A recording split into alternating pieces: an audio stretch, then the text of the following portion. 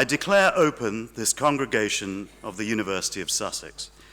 I'm delighted as Chancellor to welcome you formally to this graduation ceremony.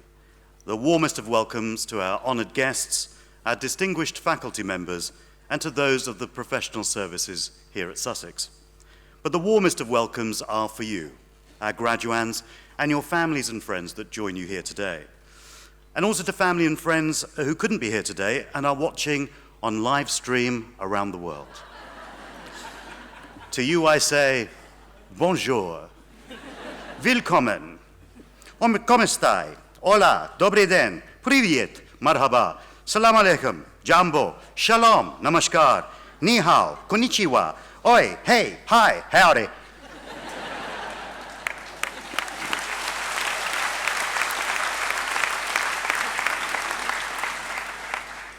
And a thank you to the ITS technical team for making that live stream possible, by the way.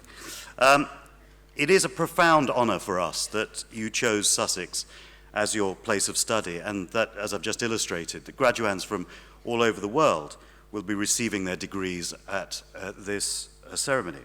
To our foreign students, I'd like to say thank you for playing your part in making us a global university. I know how hard it can be to travel so far and at some expense, and to try and get to grips with a different culture, language, and sometimes a different set of values and modes of behavior. To overcome those hurdles, unfamiliarity and homesickness, to remain focused and resolute. You've been a credit to the university, your families, and your countries. To our homegrown graduands, thank you for confounding the oft-taken view in wider society about the contribution that young people make. I still occasionally hear that university is an excuse for young people to drink, carouse for a few years, and delay the moment that real life takes over. This lazy view precludes the fact that many of you have had to persevere through your own personal difficulties, struggling to balance your studies with home life, in some cases whilst raising children, experiencing loss, sickness, trying to survive on overdrafts, loans, or family help. Now, although I'm not a shining example of academic prowess, I struggled through most of my education and my degree. I hope that's given me at least some empathy with what some of you may have gone through. In fact, I remember when I first said that I wanted to go to university and wanted to get a degree, a friend of my dad's response was, why do you want to go to university, eh? You want to waste your time, grow your hair long, and listen to Mozart? And I said, yes, perhaps if I was thinking of going to university in the 18th century. But I didn't give up, and neither did you. And today marks a watershed in your life story so far. The volume marked the academic years. Some of you will be going on to further academic study, but for the majority, the conclusion of this ceremony will bring to a close your formal education. A story that began all those years ago on that first day of nursery or kindergarten, as you cried with confusion as your parents abandoned you, and they pretended to look upset and went home and had a party. Through all those years of early school where you brought home your art, splodges of misshapen paint with bits of glitter and cotton wool that your family treated like it was a Jackson Pollock and put on the kitchen wall. And over the years, you continued to bring home these pastel abominations. And it's safe to say that your families treated all of them as a load of Pollocks. Then came the teenage years, growing bones, hormones, sarcastic tones, mobile phones, and then the pressure of all those exams that would determine your future. Partying too hard, drinking too much, not enough sleep, relationships, rejection, confusion, and then came Sussex. Gentle study, juice bars, chess clubs, knitting classes, and the occasional ice cream on the beach. And through all of this, your family and friends have been there all the way. They've been rooting for you, supporting you, perhaps sacrificing for you in ways that you may or may not even be aware. And of course, you know, this is their day too, and I know that they're bursting with pride at your achievements. So graduands and lecturers, a round of applause for the family and friends.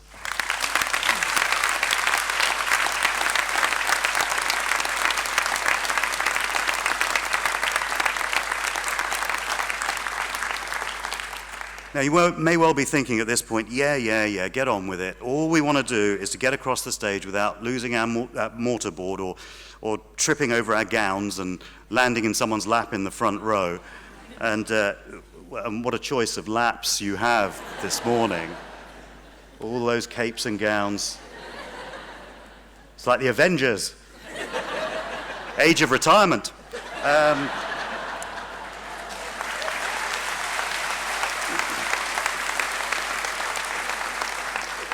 Finally, on a technical note, I don't care whether you've been up here before, how old you are, how brainy brilliant you are. You haven't actually got your degrees yet. You are graduands, not graduates. And you getting your degree may just depend on how much love you show me when you come up here. No love, no degree. I think that's clear. Family and friends. This is a wonderful day, as I mentioned, for you as well, and also a glorious opportunity to really embarrass your loved ones when they come up here by making as much noise as you possibly can. Let them know where you are in this hall. So do have your cameras ready and your vocal cords primed as your superhero crosses the stage. Graduands, it is primarily your day, and feel free to express who you are, your joy, when you cross this stage, in whatever manner you choose, within legal limits, within the bounds of taste and decency, and without selfies. Now, I mention that only because selfies take time, but also the shock may just kill one of the elder members on the stage. And the others may just think that you're stealing their soul. So for those very sound reasons, we may get a chance to do selfies afterwards. Occasionally, we do have graduands here who don't have family and friends with them. And I want to say to you, if you are here on your own today, then I'll be your family or friend. So you're not alone.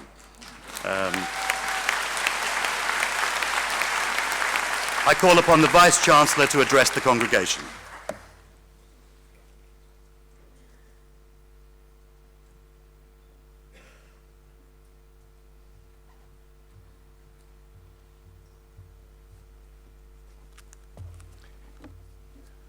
Chancellor, Madam Mayor, graduands, Avengers, ladies and gentlemen, good morning. Oh dear, Chancellor. We're supposed to have warmed them up. Good morning, everybody. Good morning. Thank you. It's a real pleasure for me to add my welcome to you to this graduation ceremony. Graduation is one of the highlights of the academic year, and is a time when we on stage and family and friends in the auditorium can truly celebrate your success. Now, although graduation has its formal aspects, and you may have noticed that we have made a bit of an effort and dressed up for the occasion, as the Chancellor has indicated, it's a time to relax and have fun. You can let the emotions flow, of course within the constraints that he's already outlined. So for a special day, we're in a special place, the Brighton Dome. This historic building, conceived by King George IV, started life as the Royal Stables and Riding House. It's been a hospital and an operating theatre during 2 world wars. It hosted the Eurovision Song Contest in 1974, which was won by ABBA with their song. Well, no, you don't need to sing it, actually. Just the name is good enough. Waterloo. And has had many, many famous visitors, including one of our former Prime Ministers, Winston Churchill. Amongst our graduates here today, I'm absolutely certain that there are many, many who will also go on to do even greater things than previous visitors to this space. Sussex has always celebrated the diversity of its students and staff. During the graduation ceremonies this week, we will meet students from 158 different countries with ages ranging from 19 to 65 years. Education is now for everyone at any age. There were just 52 students when Sussex opened in 1961. Now we have almost 14,000 students. And over this week, there will be almost 3,000 undergraduates walking across this stage, just shy of 600 postgraduates, and about 9,000 family and friends supporting them. Today is a special day for many reasons, and one which personally means a great deal to me and is a significant one for the university, as 1,200 of our graduands are first-generation scholars. That means they are the first in their family to go to university. I'm very proud of the university's commitment to recruiting and providing additional financial and pastoral support to these students. We were very disturbed by the announcement last week of the loss of the non-repayable maintenance grants that were aimed to support this group of students. And we will continue to make the case for the special needs of this group. In response, Sussex will be providing some additional financial support for those in the lowest income category. Now, I want to spend just a few minutes talking to you about 4 aspects of Sussex life and why I know that our graduating students will go on to do great things. Firstly, we can be absolutely certain that our graduates have excellent prospects, that they're highly employable and have a rounded view of life. We know that leaving university and finding a job can be a challenge for graduates. However, we're extremely pleased that Sussex is ranked 4th in the UK for employability. A recent study has found that 96% of Sussex graduates are either in work or further study within 6 months of graduating. This suggests that not only do we attract outstanding students at the start, but that a Sussex experience provides a good start to their working life. We do go that extra mile to help our students have a fulfilling time at university.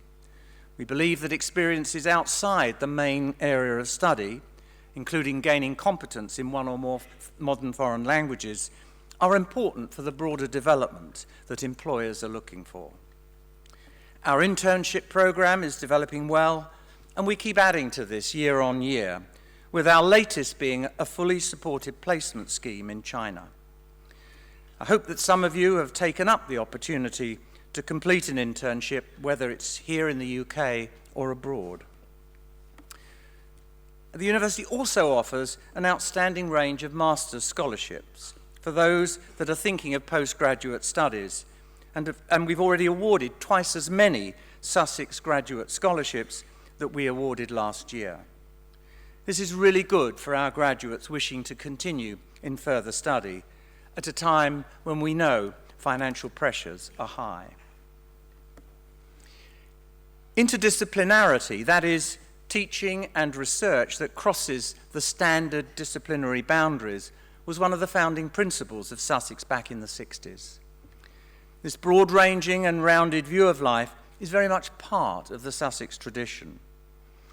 We pride ourselves on the way in which we have built many interdisciplinary centres of expertise, whether that's in climate change, global health, neuroscience, and indeed others. In addition, we encourage our students to take courses which combine with their core subject with other often unrelated subjects. Our focus is an holistic one.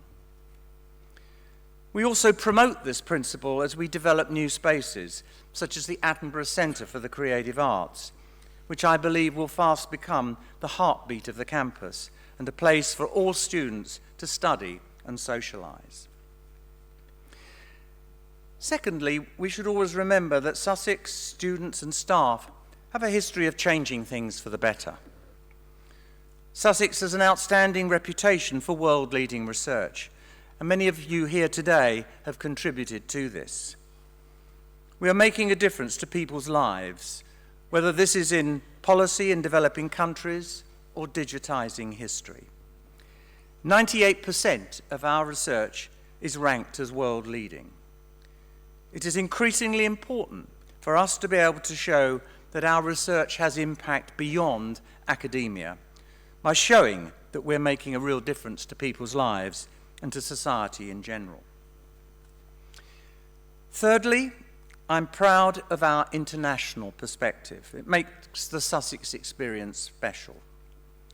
We've had an international outlook since the university started more than 50 years ago. Around 25% of our current students are from overseas, and teaching and research staff come to us from more than 120 different countries. All of you have helped create this diverse global community on campus, which I hope has added positively to your experience at Sussex. Sussex has a reputation for a place where people from all over the world can make friends easily. Last year, the university teamed up with the Students' Union to host One World Week, a celebration of international diversity and a way to promote understanding of global issues. It was such a success that we've committed to making an annual event. We've created partnerships with some distinguished institutions around the world, including universities in North America, Europe, Asia, and Africa. These relationships have facilitated new research collaborations and new opportunities for student exchange and joint teaching programs. And finally, I would say that although we think globally, we also act locally. And our village-like campus has created a very special community at the university. The university contributes about £500 million each year to the Brighton and Hove economy, and this will continue to increase as the university grows in coming years. This is not just because the university is the second biggest employer in the region, but because of you, our students who live, work, and socialise in the area.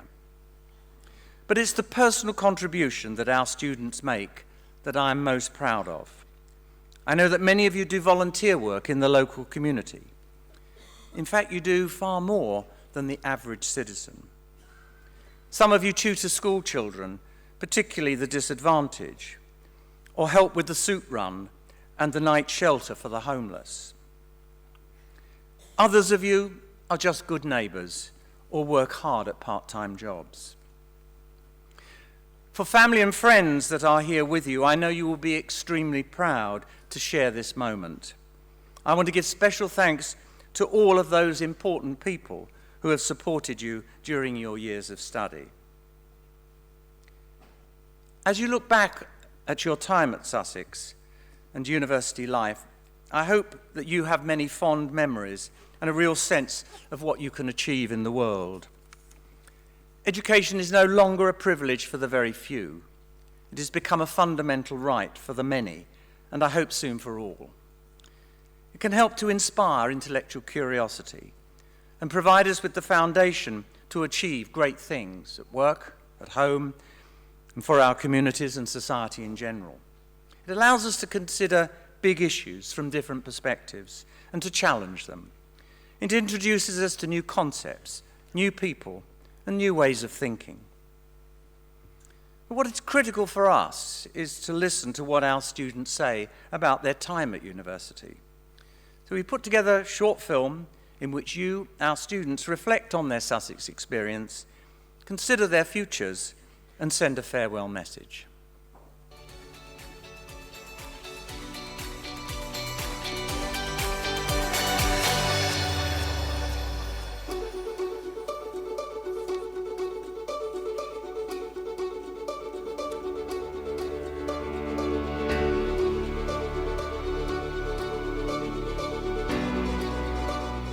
Overwhelmed and excited. Felt very, very anxious. I remember crying. Confident. A bit homesick. I was excited. Curious. On my very first day of university, when my mum and dad drove away, it was the most scary and daunting thing probably, yeah.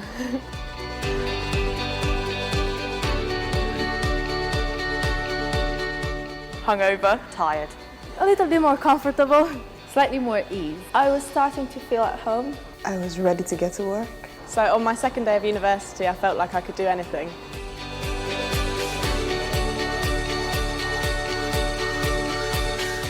Most likely Falmar Bar. East Slope Bar. Tendency because it's full of maths people. Probably the co-op. All the green space outside. Room 5C11, because I've spent hundreds of hours studying there.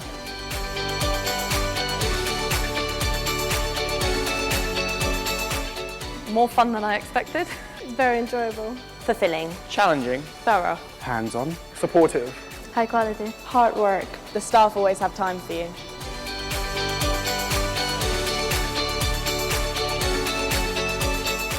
How to cook. Learning to do my laundry. Be more self-confident. Well, just do everything you can today and don't leave it for tomorrow. No one's going to motivate you other than you. The biggest life lesson I've learned since coming to university is you don't know everything when you're 18.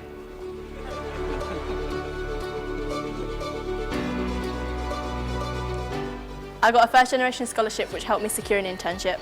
Working with leading researchers over the summer. Giving me a degree. The importance of having really good friends. It's given me a lot of self-confidence so I can get out there and meet new people.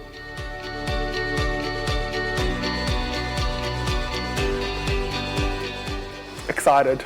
Nostalgic. Apprehensive. I'm scared that I might fall over on stage. Sad but reflective. Excited I got to conquer law. Proud. Proud to be the smartest dressed I've ever been whilst at Sussex.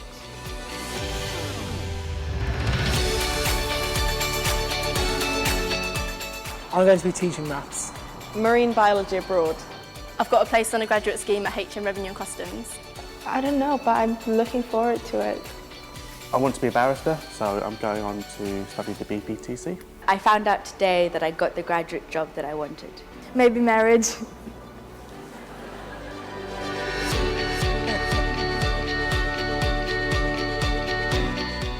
Always been poor. Student landlords. Dirty kitchens. Don't use the vending machines in Silverstone, they will steal your change. Assignments. Exams. No, I'm gonna miss everything.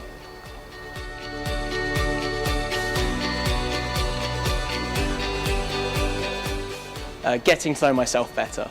Handing in my final year project. Being chair rep of life sciences. Tying in Holy 2015 with one whole week. Graduating.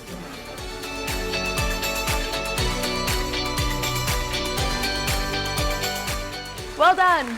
Good luck for the future. Well done for getting through and good luck for everything in the future. Congratulations to everybody who's graduating this year. I want to say congratulations to all of us. We finally did it. Well done for all the hard work. Well done and congratulations. It was lovely to meet you all and I hope we stay in contact. Well done, guys, we did it.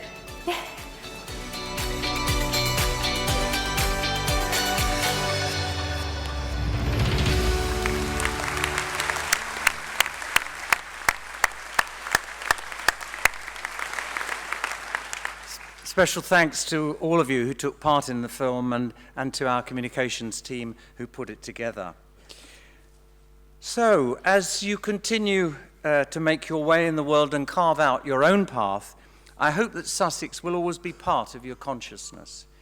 And just as Sussex stands for authentic and spirited thinking, I hope you will take some of this philosophy and become successful in whichever way you choose. Remember, you will always be part of the Sussex family. You will, of course, be joining an illustrious group of alumni, many of whom have made major contribution to the worlds of politics, government, academia, the creative industries, business, international development, and so on. You name it, and you will find Sussex graduates worldwide changing lives, making an impact.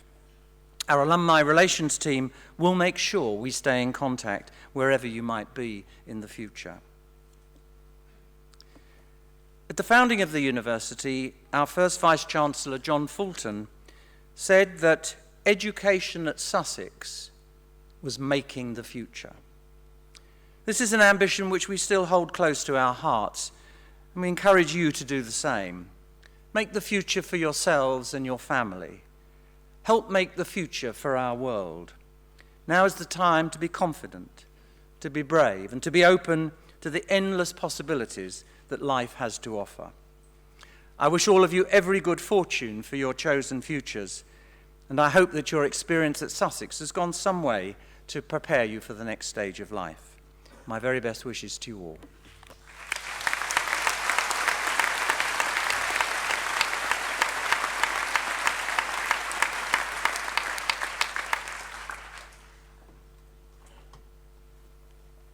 I call upon the head of the School of Education and Social Work, Professor Brian Hudson.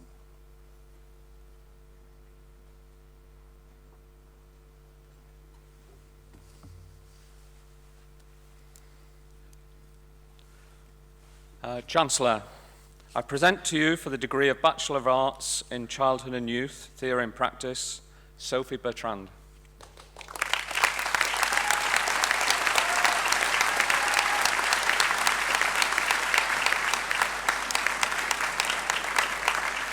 And Zilla Turner.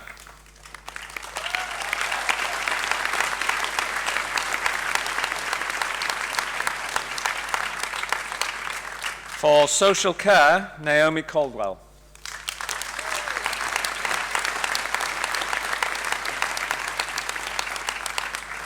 For Social Work, Carla Benjar-Lil.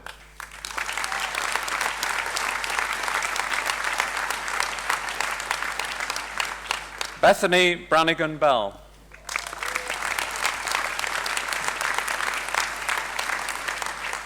Charlotte Davis.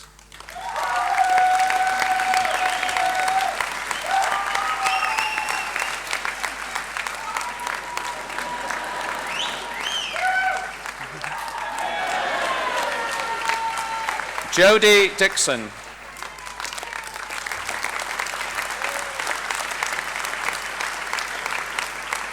Olivia Jones.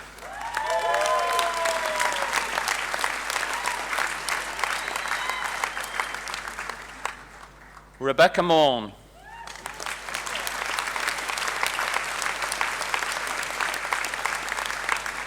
Annabelle Mitchell.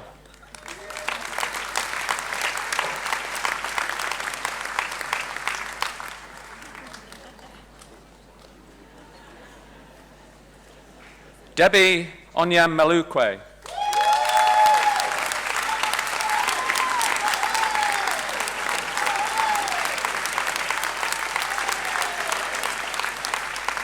Rhiannon Parton.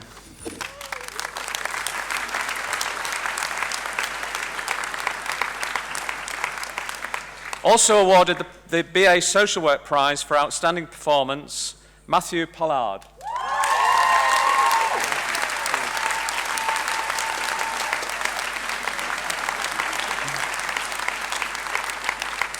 Charlotte Pratt.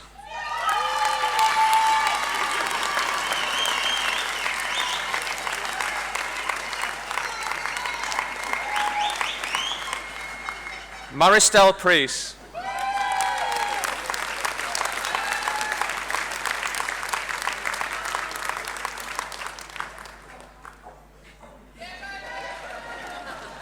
Chiara Rooney.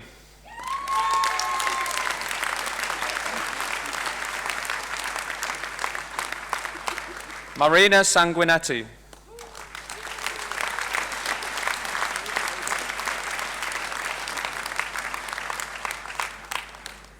Daisy Stevens.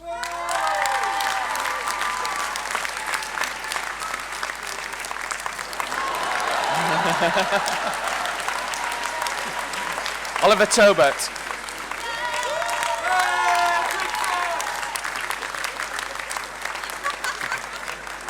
Victoria Webber.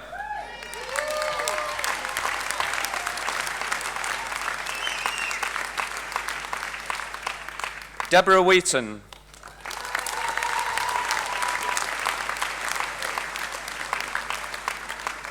And Matthew Yallop.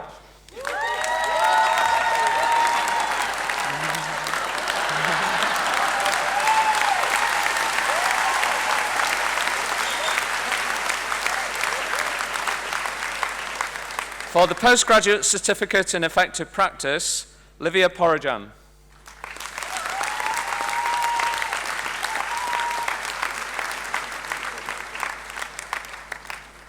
For Learning and Teaching in Higher Education, Noreen Durrani.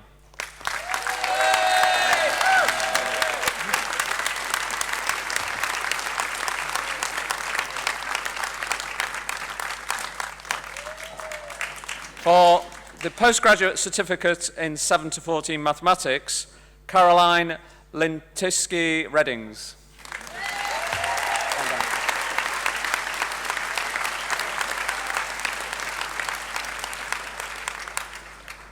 For classics, Emanuela Maggioli. Well done, well done.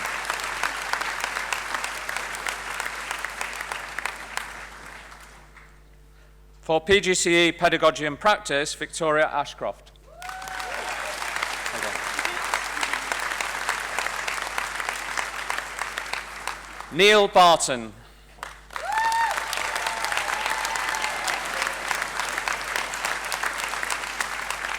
Harriet Bucket.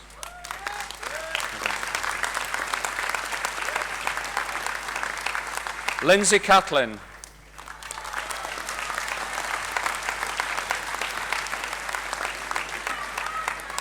Tony Davey.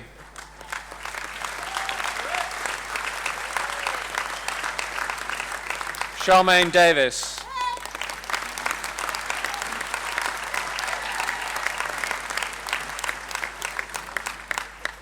Francis Earnshaw.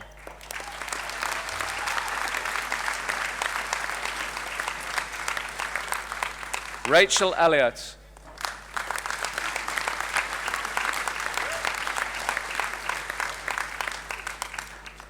Michael Goebel.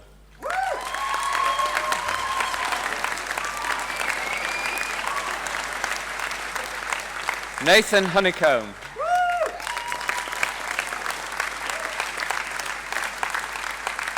Christopher Hercombe.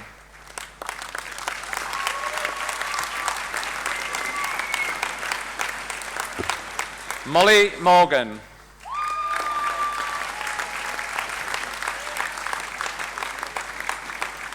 Anastasia Papanastiu.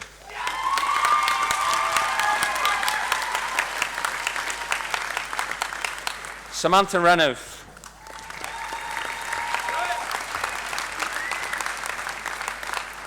Elizabeth Robinson.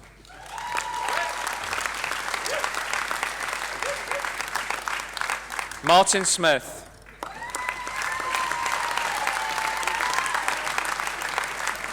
Susan Smythe.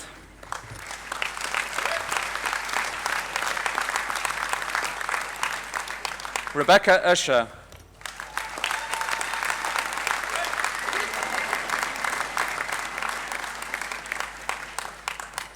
And Emma Walters.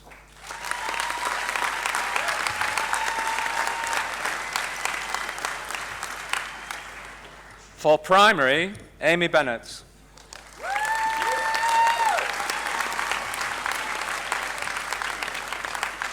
Megan Bond.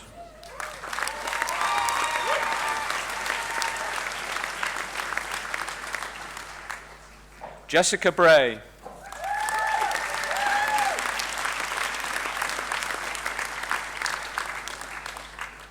James Bridgen.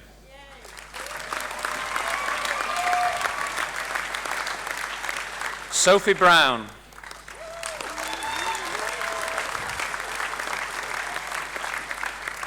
Rebecca Burtonshaw.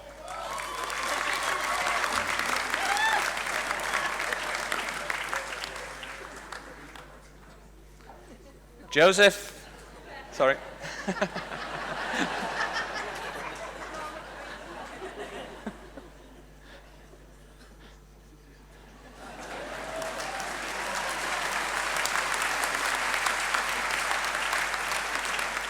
Joseph Coleman.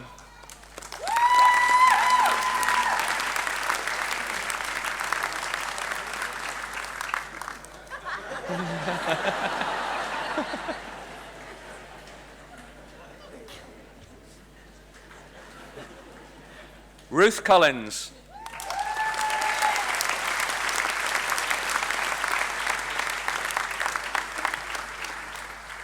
Gemma Cox.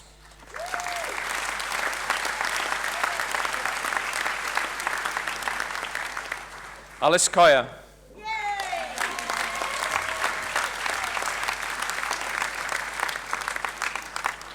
Louise Driver.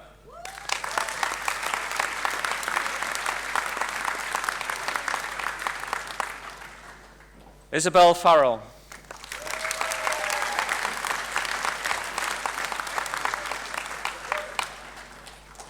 Clara Galis.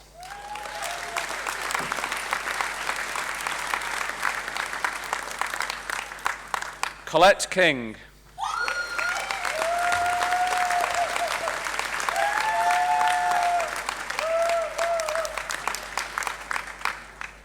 Jessica Knight.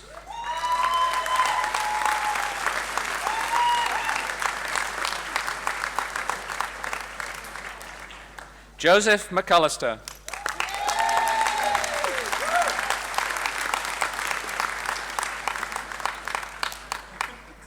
Sania Malik.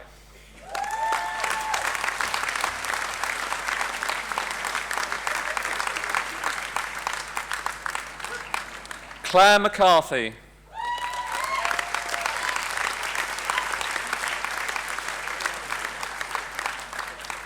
Christopher Paulson.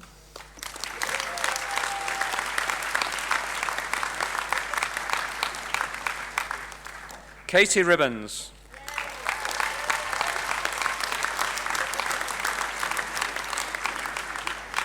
Mary Ross.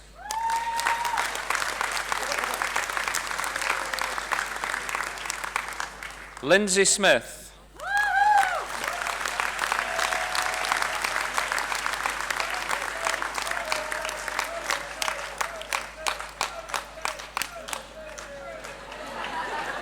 Charlotte Stothard.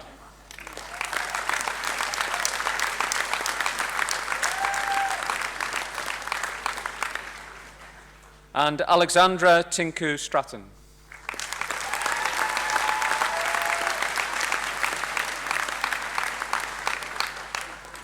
For School Direct Art and Design Secondary, Rosanna Kennedy.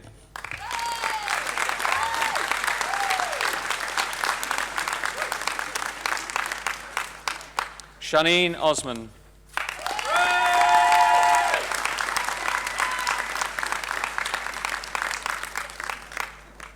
For School Direct Chemistry Secondary, Kane Chapman.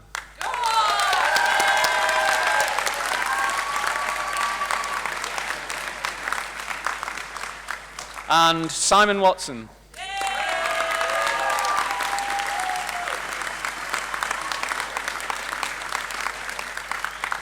For School Direct Design and Technology Secondary, Melanie McCarthy.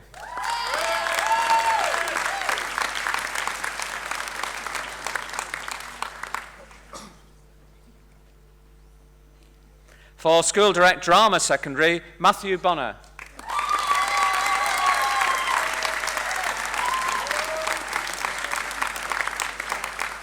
And Hannah Smith.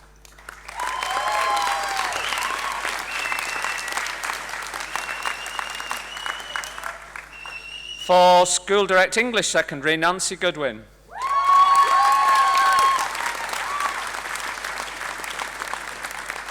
Sarah Hammond.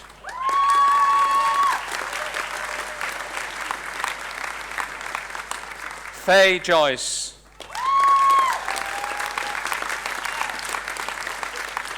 Mariana Kay.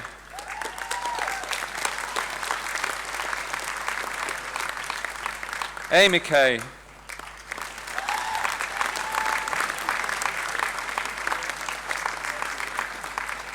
Sarah Oxley.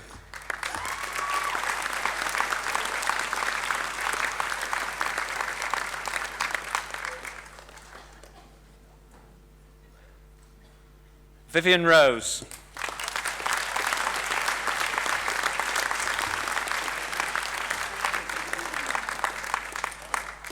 And James Sayer.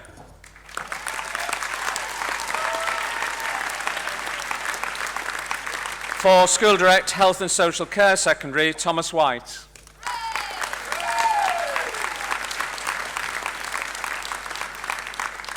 For School Direct History Secondary, Charlotte Case.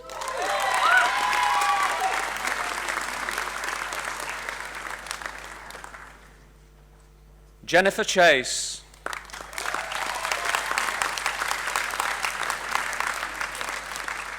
Philip Craven.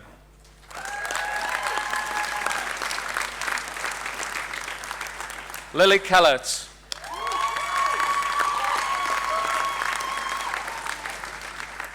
Elizabeth Stratton.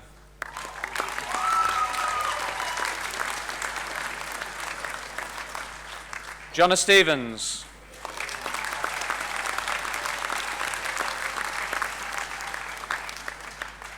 Lara Stith.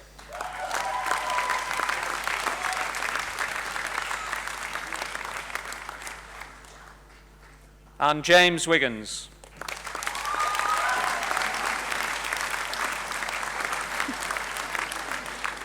For School Direct Maths Secondary, Harriet Forrest.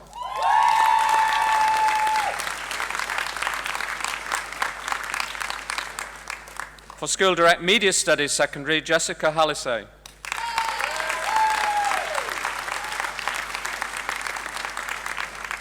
For School Direct Modern Foreign Languages Secondary, Angela Miller.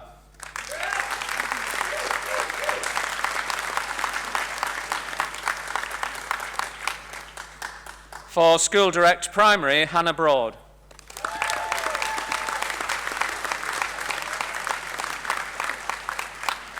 Molly Bryant-Gadd.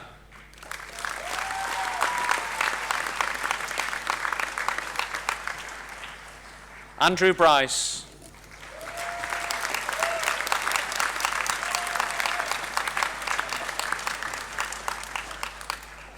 Natalie Carlos.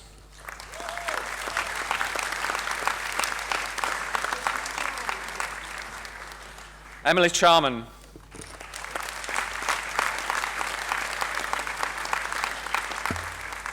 Sarah Cheeseman.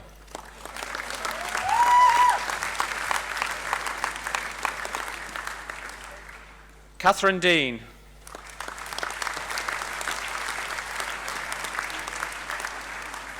Benjamin Dempster.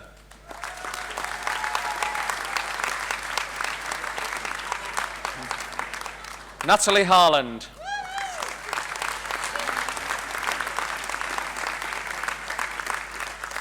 Rebecca Harmer.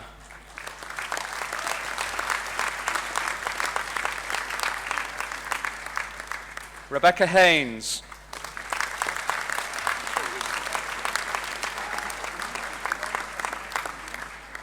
Sophie Johnston.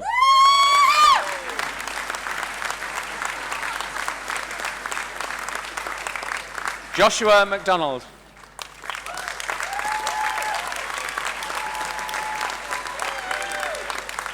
Stephanie Marquides.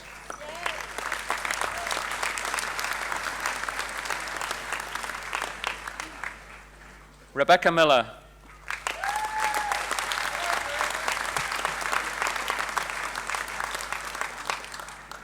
Bridget Pembray.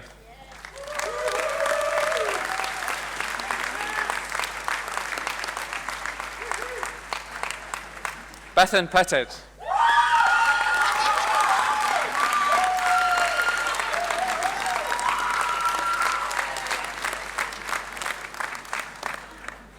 Sarah Puttock.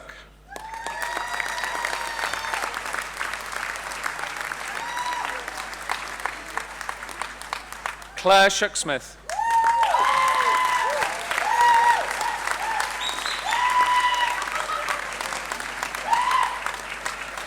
Natasha Tamlin.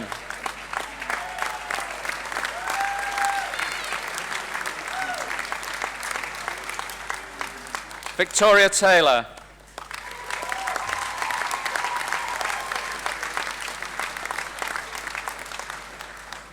And Claire Wake.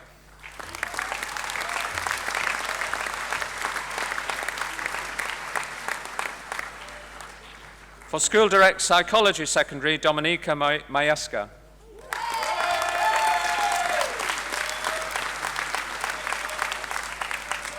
Ashley Smith.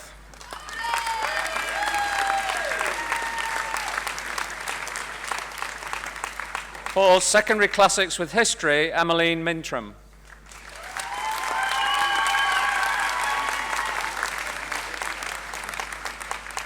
Amy Shepherd.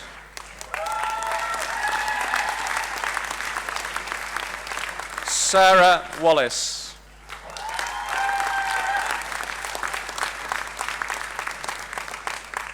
For Secondary Drama, Jane Barrow.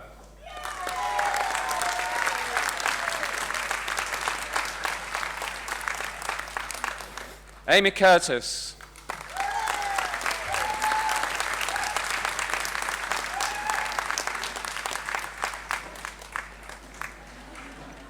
Sumer Hussain.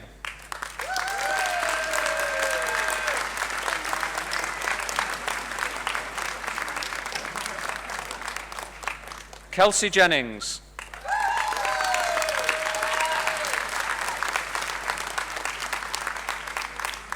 Hannah Ridley.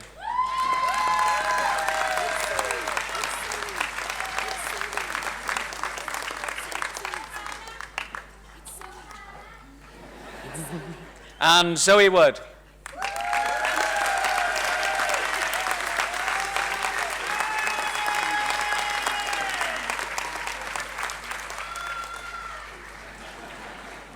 For secondary English, Nevin Isat.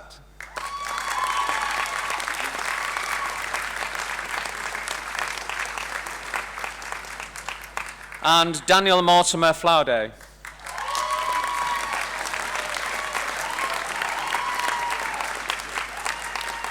For secondary geography, Bethan Ashman.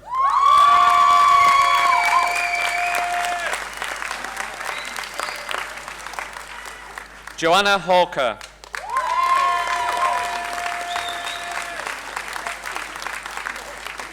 Francesca Petz.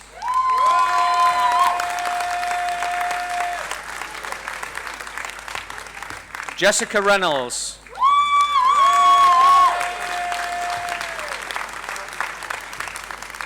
And Gemma Shepherd.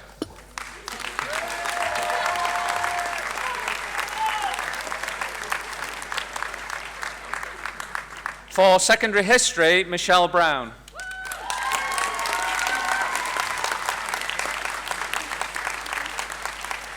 Freya Eldred.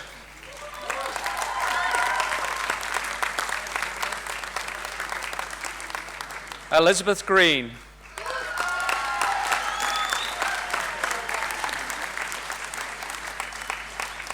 Benjamin Kent.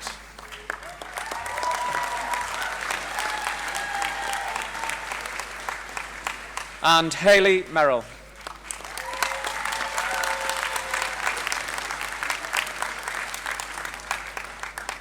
For secondary mathematics, Jasmine Brewer.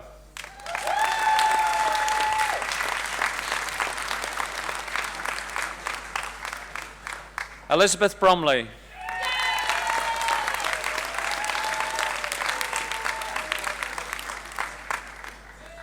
Emma Brooker.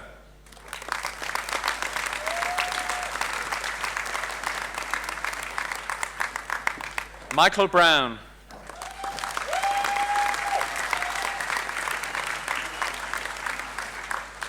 Matthew Carvell.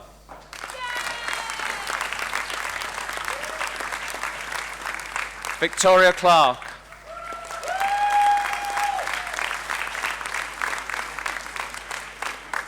Stephanie Eastwood.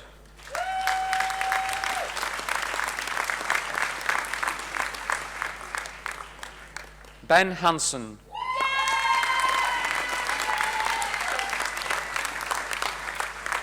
Jonathan Sagnella.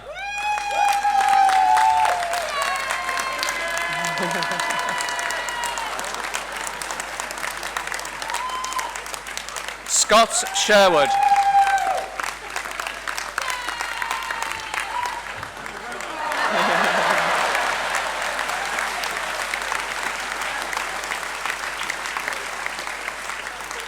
Louise Spence.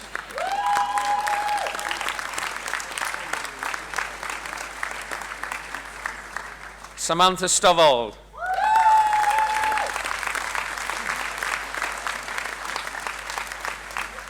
And Rebecca Turner.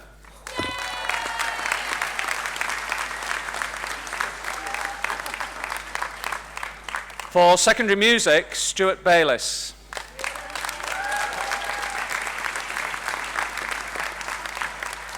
Thomas Cryle.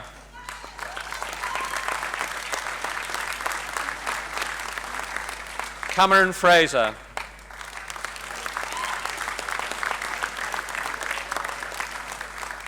Tina Gelner.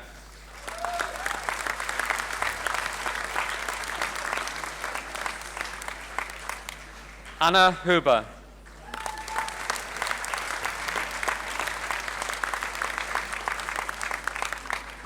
Matthew Lewis.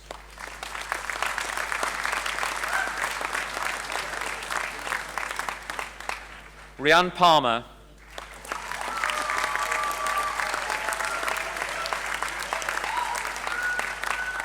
Tracy Robinson.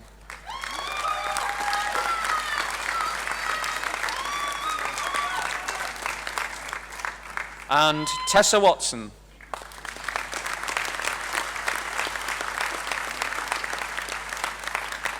For secondary science and biology, Luke Burgess.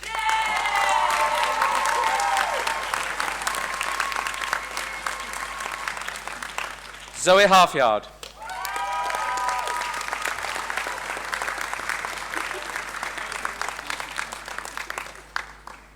Natasha Ingino.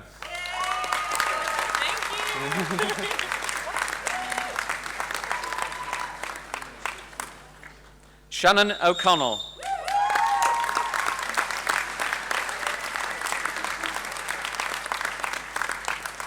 Jonathan Pepper.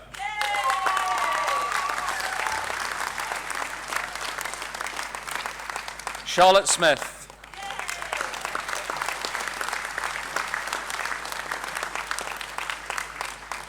And Mercedes Willard.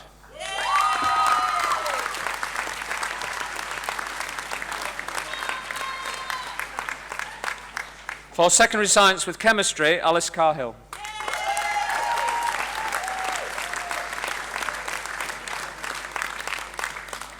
Matthew Gregory.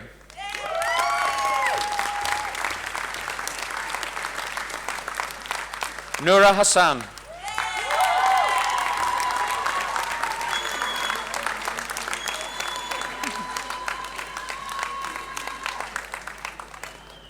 Diane Yanis.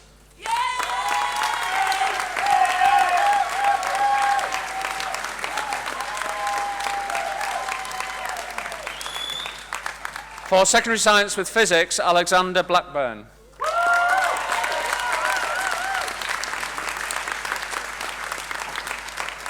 Marika Dowell.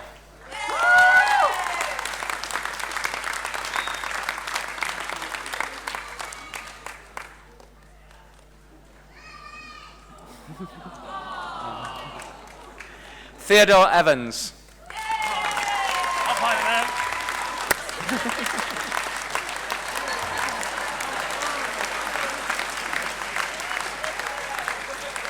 Rachel Harris.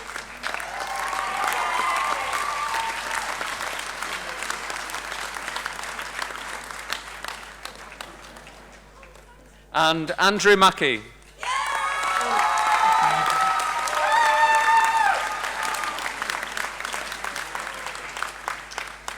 For the degree of Master of Arts in Education Studies, Sadie White.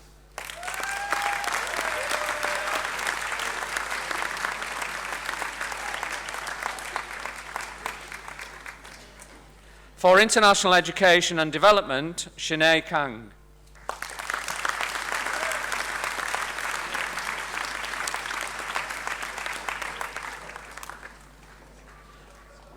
For social work, also awarded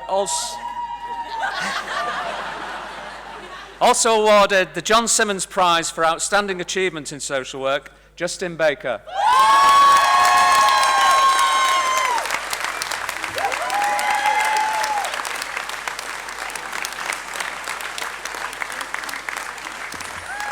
Kate Barraclough.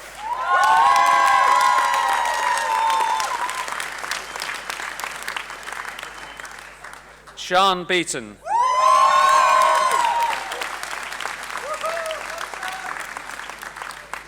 Gemma Hadridge.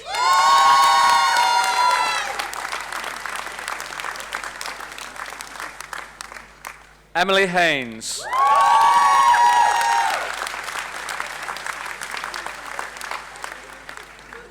Natalie Howells.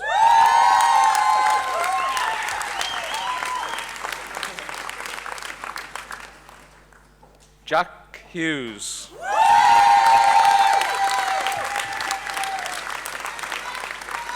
Marguerite Johnson.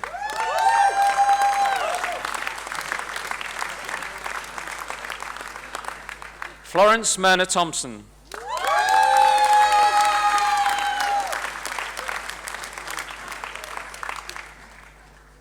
Janine Pettet.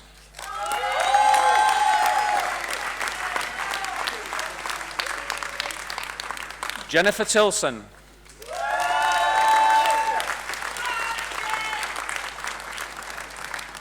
Freya Wallace.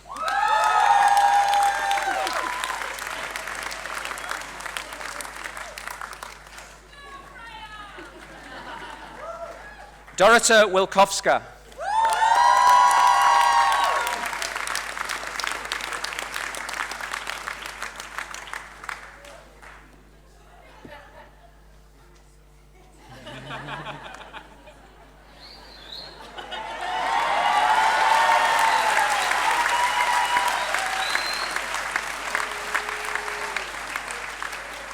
And Matthew Williams.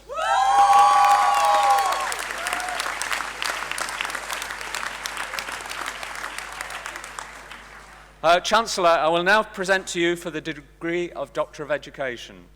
For the thesis, Distance Education for Teacher Education in Ghana, an investigation into untrained teachers' experiences. Philip Victor Akoto. Well done.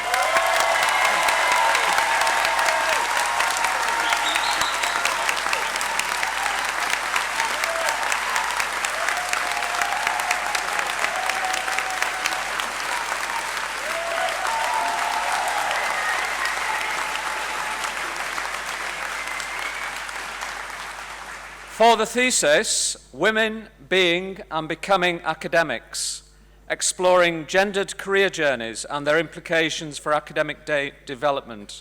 Susan Clayton. Well done. Congratulations.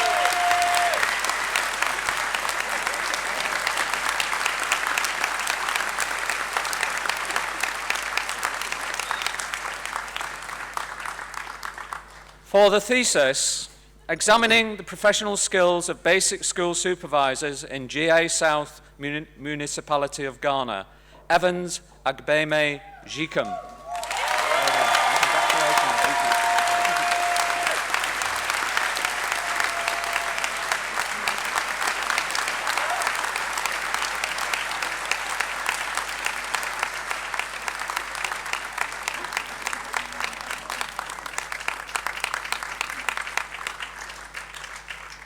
For the thesis, educational experience as fields of influence in physics, an exploration of the critical incidents in student education. Alexandra Holmes. Congratulations. Well done.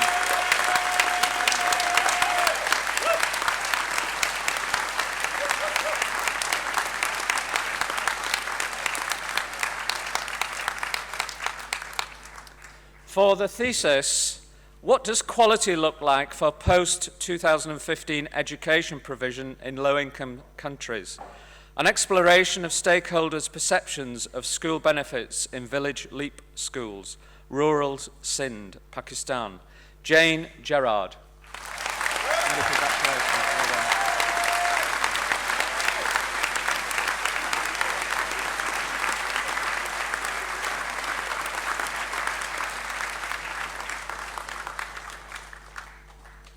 For the thesis, the role of EFL educators in Turkey in the era of globalization, an analytical autoethnography of an EFL teacher at Ypres, Edmund Melville.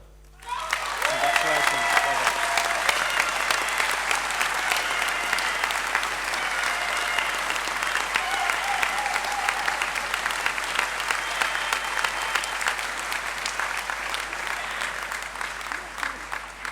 For the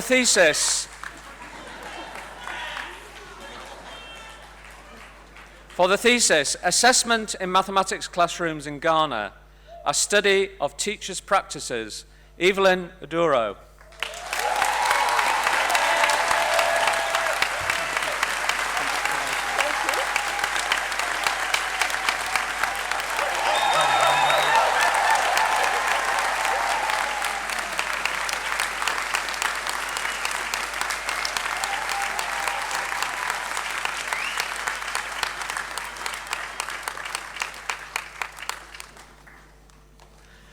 For the thesis, Teaching Mathematics for Social Justice, Translating Theories into Practice, Peter Wright.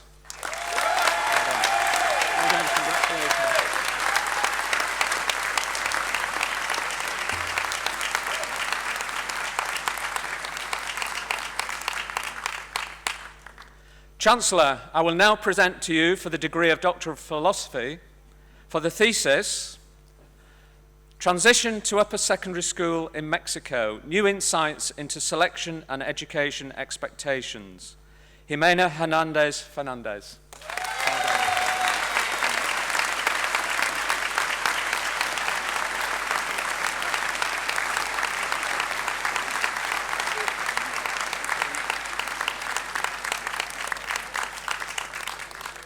For the thesis, hello,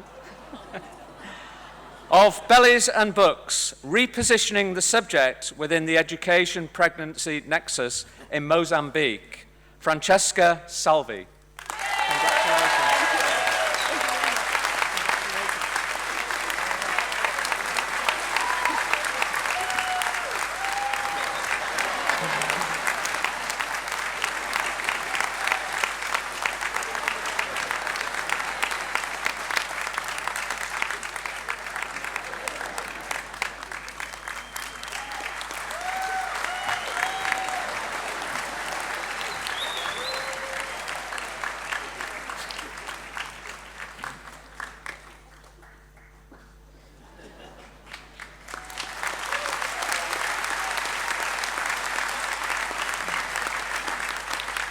Chancellor, this concludes the list of graduands from the School of Education and Social Work.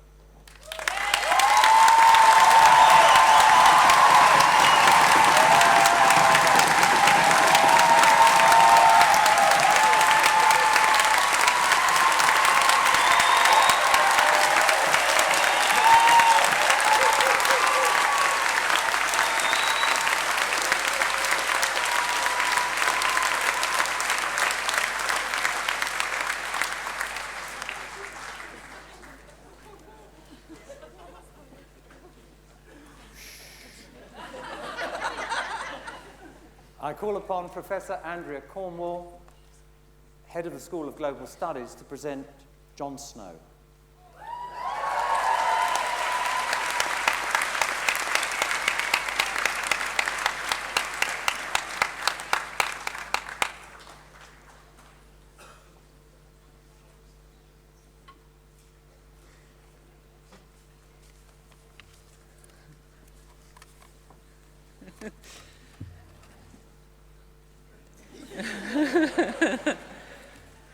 Chancellor, John Snow will surely be known to everyone as the face of Channel 4 News. Yet it's not only for his contributions to journalism that I present him to you for an honorary doctorate today. It's also for his commitment to internationalism and justice, values that lie at the heart of who we are as Sussex University. Born near the University of Sussex in the village of Ardingly, he grew up in Yorkshire. His mother was a pianist and his father the Bishop of Whitby. He was awarded a choral scholarship at Winchester Cathedral, attended St Edward's School in Oxford and went on to study law at Liverpool University. Two transformative experiences in that period of his life shaped him. The first was going to Uganda for VSO, Voluntary Service Overseas, as a volunteer teacher. He speaks of how, as a young person from a sheltered, privileged upbringing, it was an experience that completely radicalized him. The second was being rusticated from Liverpool University for organizing an occupation to protest the university's investments in apartheid South Africa.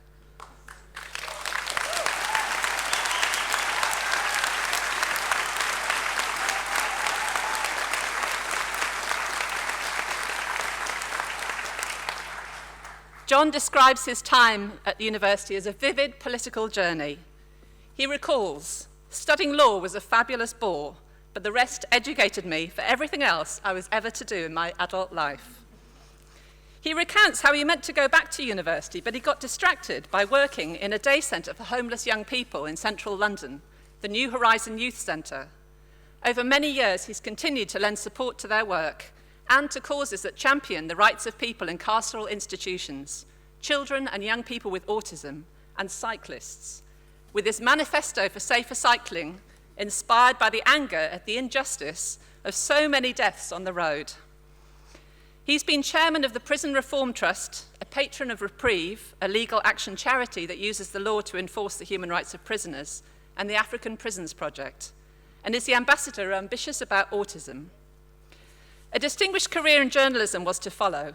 John served as ITN's Washington correspondent from 1983 to 1986 and their diplomatic editor from 1986 to 1989, before becoming the main presenter for Channel 4 News in 1989, where he's been ever since.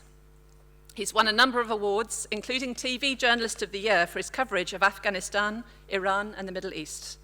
Especially powerful have been his reports of human rights violations perpetrated by militaries, from exposing torture in Guantanamo Bay to presenting a documentary, Sri Lanka's Killing Fields, that contains some of the most horrific footage ever broadcast in Britain. John has just returned from Gaza, where a year ago he gave an inspiringly passionate, personal account of the horrors that he had seen. It ended in a call to action. If our reporting is anything, if your preparedness to listen, to watch, to read is anything to go by, together we can make a difference. Reflecting on the criticisms he faced for his report, he affirmed the power of indignation as a force for change. I think it's good to be full of passion. You've got to wake people up and say, come on, watch this, be part of it. Let's see what we can do. And he says, it's by being open about our emotions and sharing our feelings that we connect with others. And he says, I still cry endlessly. When you go to these places, I think you should be in touch with your emotions because you want to take the viewer on the same journey. John's work as a broadcaster and journalist has been marked with fearlessness in his quest for truth and for justice. I'm just inquisitive, he says, really inquisitive. I want to know what's going on, and if it's a bad thing, I want to change it. It's that spirit of inquisitiveness, that desire to find out what is really going on, and to seek to change bad things, that's so much part of the ethos of the University of Sussex, and that makes us so proud today to welcome John into our midst as an honorary Doctor of Letters. But before I finish, there's one other thing that I must also mention. John is famed for being an elegant dresser, with suits from Dress to Kill and his colourful selection of socks and ties. What my socks and tie say is a certain whiff of rebellion, he says of himself. In the establishment, I'm the most anti-establishment person I know. Chancellor, I present to you for the degree of Doctor of Letters, honoris causa, John Snow.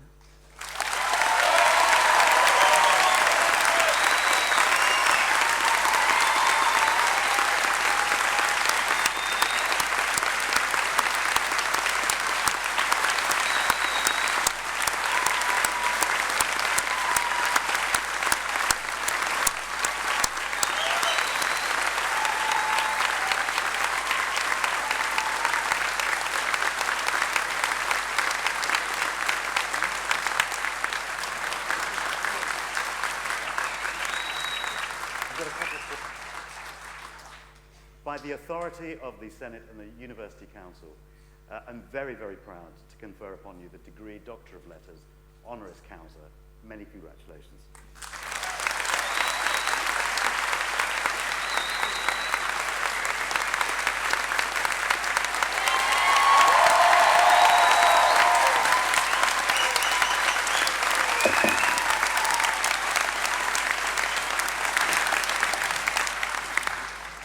Chancellor, Professor Andrew, John Snow, you know nothing. I'm genuinely overwhelmed to receive this honour. I did grow up near here, and indeed when I was at school, I think most of us desperately wanted to come to Sussex. It was so innovative, it was so different, it was completely unlike any other university that existed. It was brand new. And it was Basil Spence, and it was just an amazing, enviable place. And Thabo and Becky was here, and Ian McEwan, and we just wanted to be part of this extraordinarily different university. I wanted to be in the Department of African and Asian studies. But in the end, I didn't have the Latin. The truth is, I was a late developer, and the A-levels weren't good enough to get into Sussex. They weren't good enough to get in anywhere. And so I went off, as Andrea mentioned, to do VSO in Uganda. I had never been on an airplane. I had never been out of England, and that would be rare these days, but in those days it was quite common. And when I arrived there, I was met by the priest who ran the school and driven 250 miles out into the bush, onto the banks of the River Nile, where I was grievously homesick for about 10 minutes. And then I became organically part of the most extraordinary educational experience.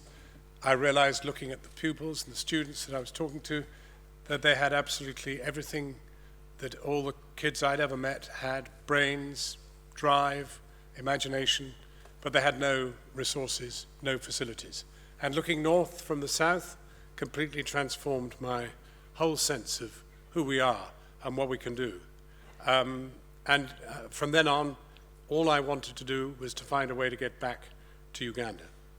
And I thought about becoming a doctor, but I didn't have the biology. I thought about becoming a priest, but I didn't have enough God.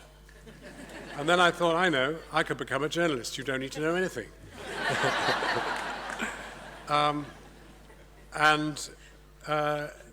Suddenly I found my way.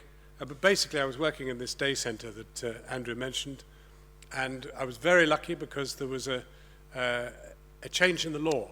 Until that moment, all broadcasting stations, all radio stations, were run by the BBC. But then they legalized the rock stations that were anchored in the Thames estuary and outside territorial waters, those Radio Caroline and all the rest of them. They legalized them, and I got a job on the first talk station, which was called LBC. They were desperate for anybody. Most people thought it wouldn't work, and so they weren't interested in joining it. But it did work, and I was lucky enough to get a job there. And within 6 months, somebody came into the newsroom and says, anybody here ever been to Uganda? And I was able to put that singular arm up, and I got sent with the British Foreign Secretary, who was going out to rescue a lecturer called Dennis Hills, who had written a disparaging book about Idi Amin. And that was the return to my love affair with Uganda, which came to a crescendo at the car park at Victoria Station this very morning. There was a malfunction in the ticket machine, and I went to the guy in the box at the gate, and I said, I'm terribly sorry, but I can't pay my ticket at the moment. It doesn't seem to be taking my card and the rest of it. And he said, don't worry, we'll sort it out. And I said what I say to many people that I meet from other parts of the world. I said, what are your roots? He said, Uganda. And so I sang him the Ugandan national anthem. Oh, Uganda, the land of freedom, we lay our future in thy hands. United we for liberty, together we'll always stand. Fortunately, it is the shortest national anthem in the world.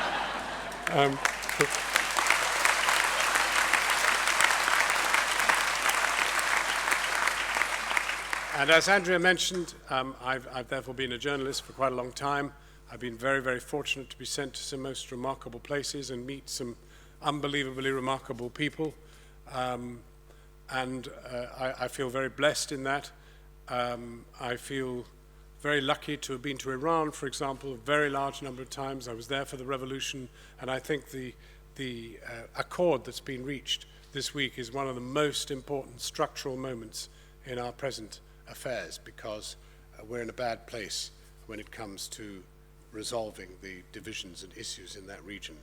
I still think, for all that people have been disappointed from time to time by Barack Obama, he still remains an absolutely remarkable totem for us all.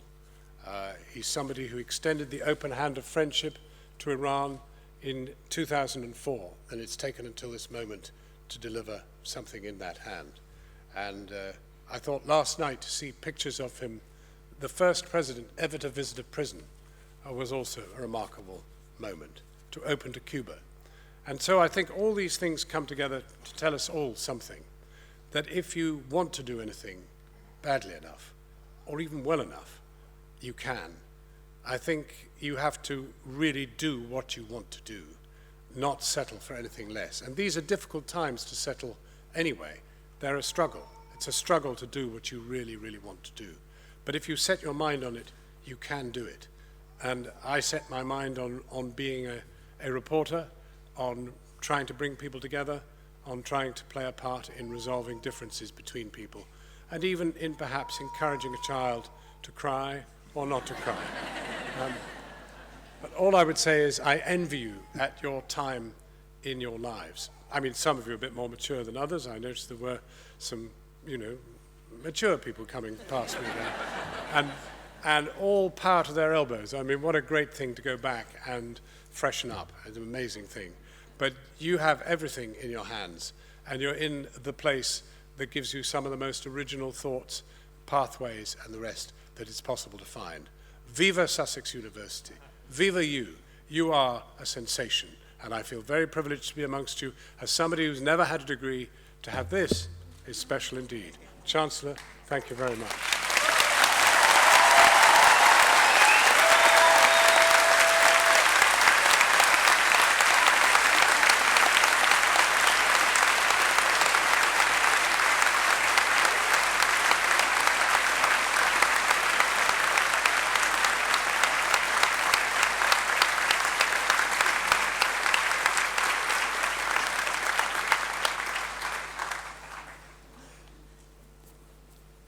Call upon the head of the School of Psychology, Professor Tom Ormerod.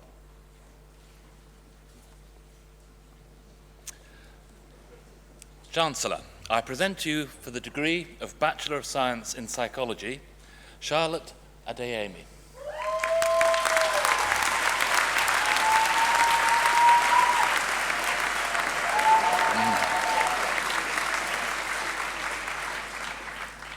Dan Sabine Arenay.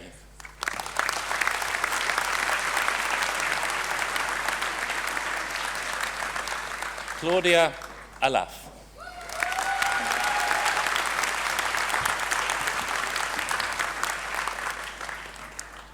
John Andrews.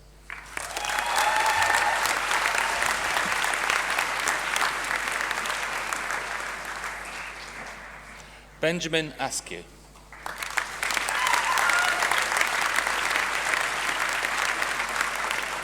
Rebecca Alton.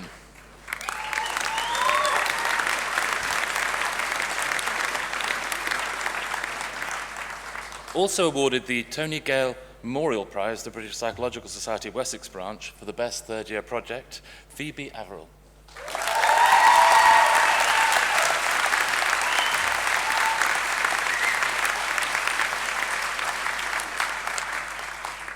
Alexandra Bagaini.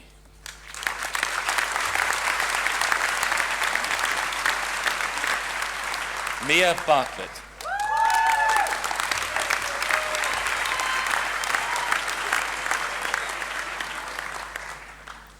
Molly Beek.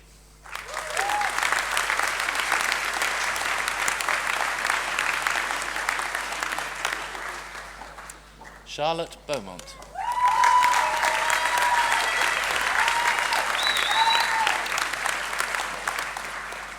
Edona Berisha.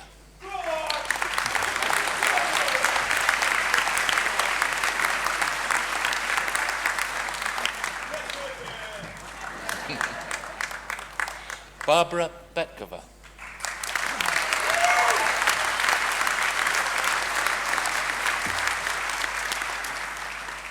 Georgia Biddlecombe.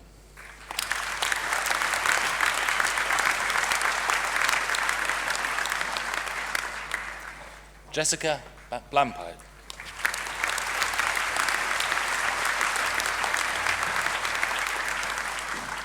Charlotte Bluett.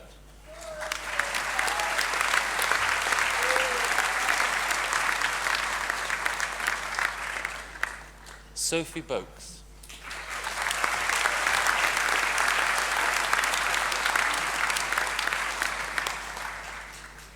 Claire Bree.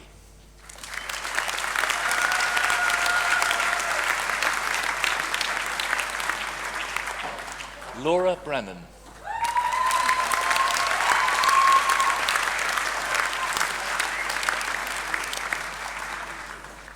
Katie Brown.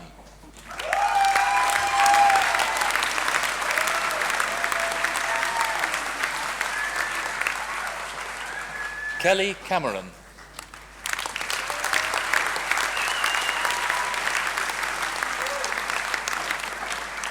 Marie Cancola.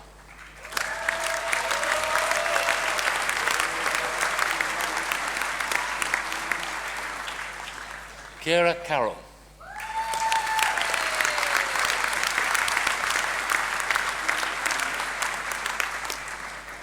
Catherine Cashman.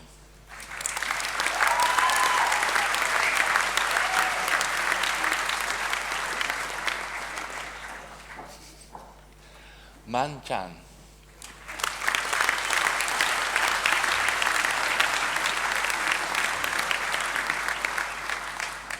Zay Chan.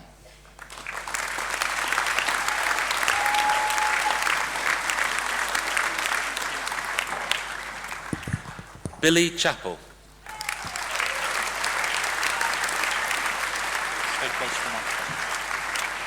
Verity Charlton.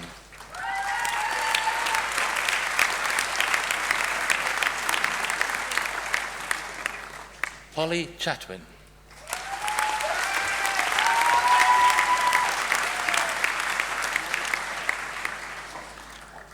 Megan Chinapa.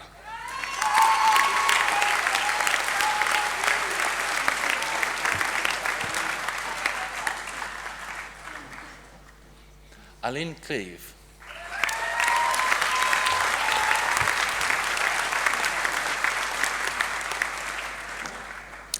Lauren Cole.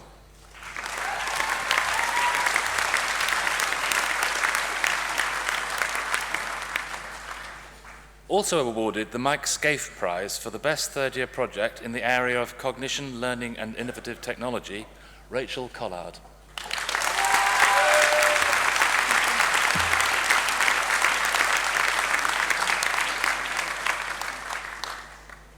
Stephanie Collins.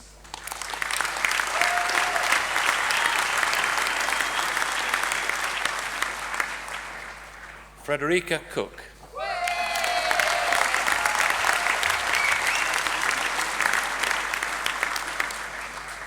Hannah Cook.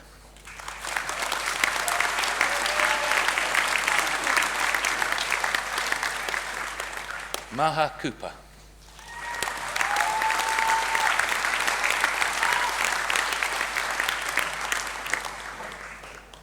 Laura Cross.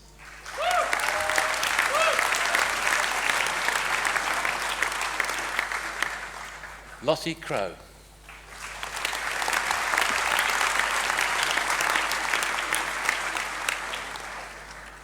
Catherine Daniels.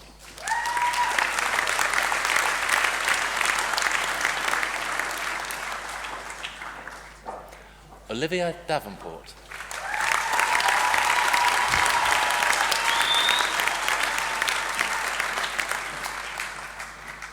Lindsay Davies.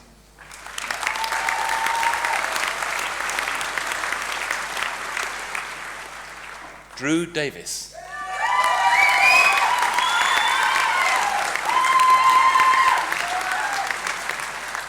Spiridon Demosthenes.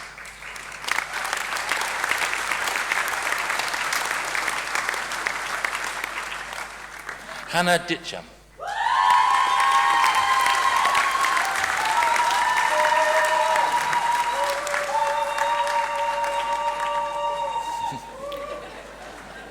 Darcy Doyle.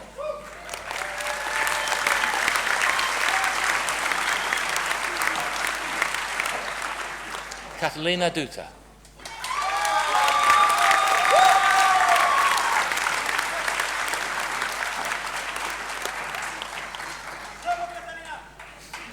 Catriona Eastdale.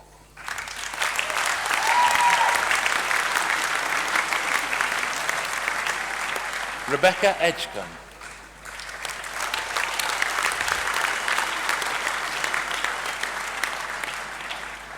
Amy Eldridge.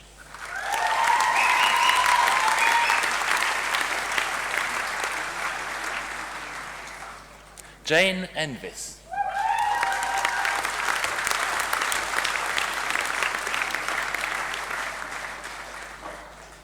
Hannah Feeney.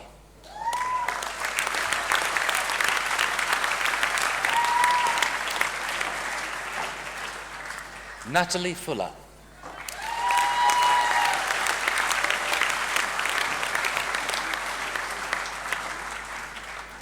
Amy Garfield.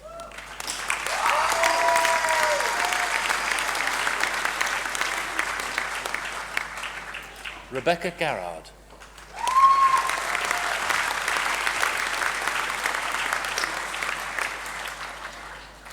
Charlotte Golding.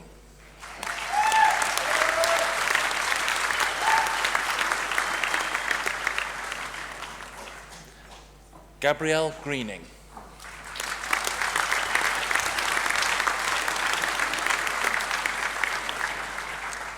Luke Groom.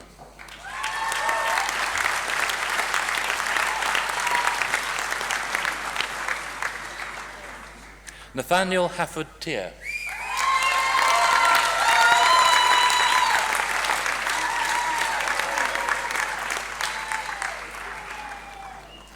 Julia Hajos.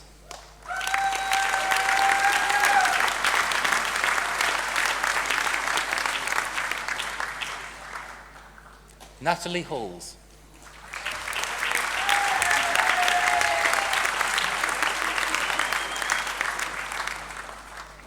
Benjamin Hammersley.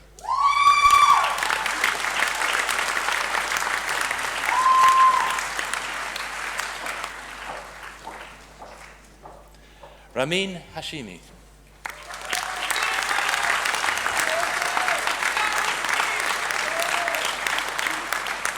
Oliver Heathcock.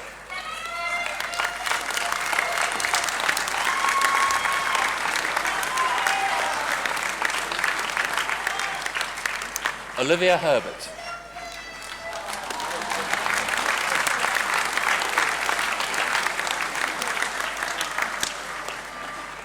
Jessica Holmes.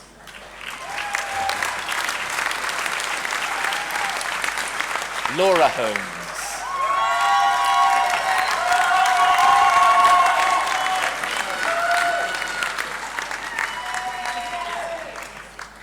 Jasmine Hubbard.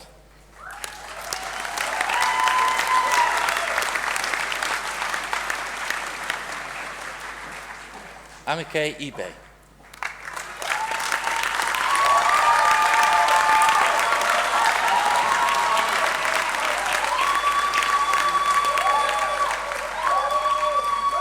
Rachel Eisen.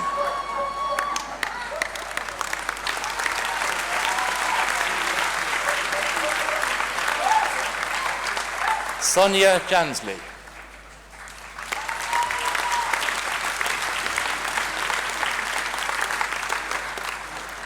James Jardine Miles.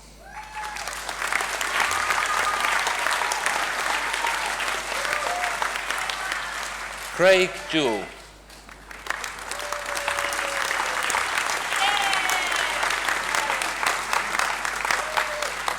Emily Johnson.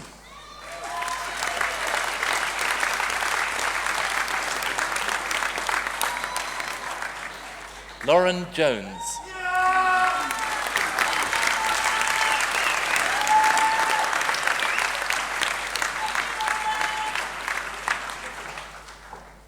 Eleanor Jocelyn.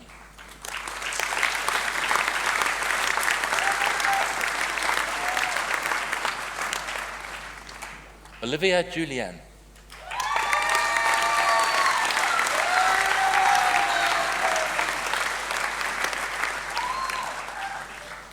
Iris Kalpuzu Fasitza.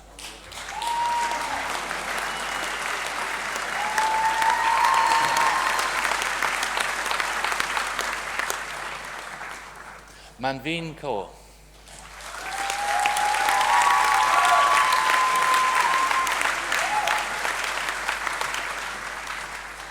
Nicholas Kearney.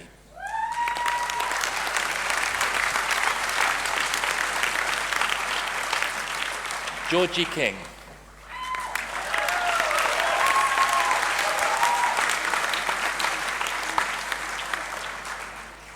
Leila Kituyi.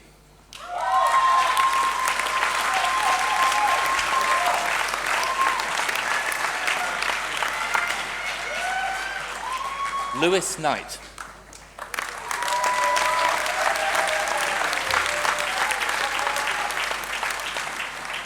Hannah Knox.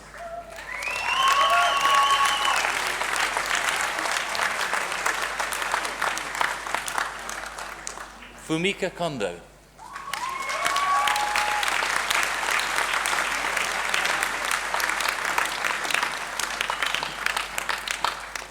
Sarah Lawton.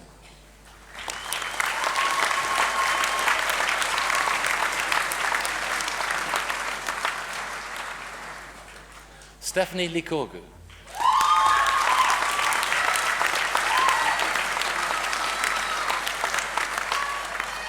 Bridie MacDonald.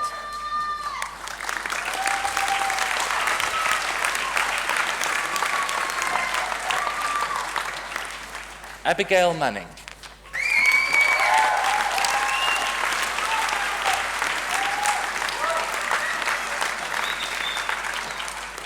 Rich Martin.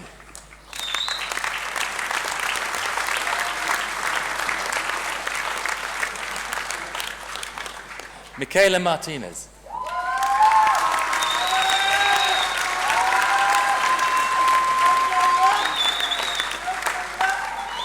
Stephen Martinez.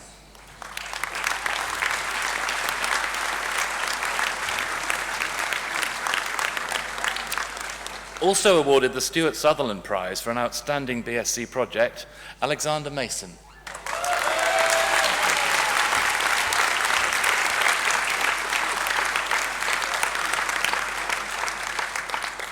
Chloe Mason.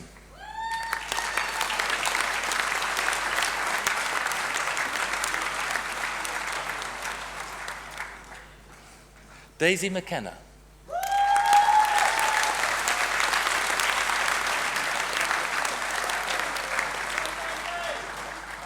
Faye McKeever.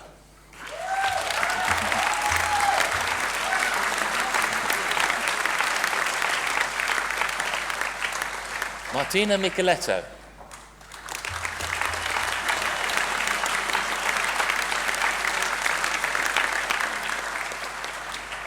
Mikhail Mikhailov.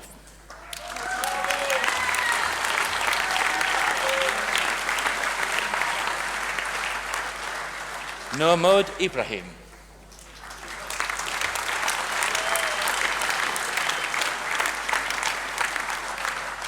Rachel Malloy.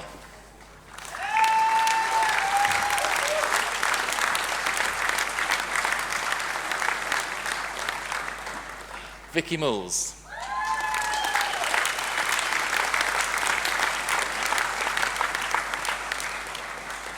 Nadine Myers.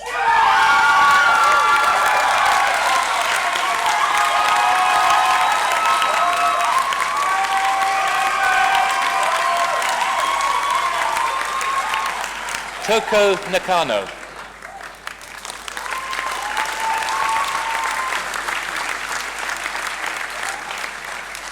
Nancy Neal.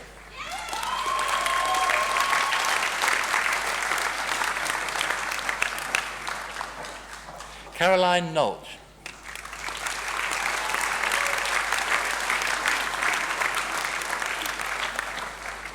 Juliette O'Connor.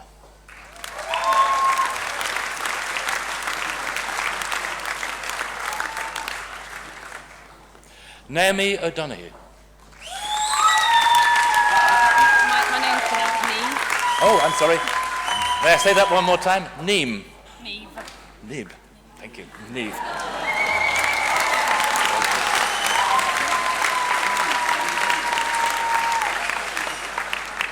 Should we run it one more time? Neve. Yeah. Well, they can't spell from it. We're going to do it one more time. This never happened. Neve McDonough.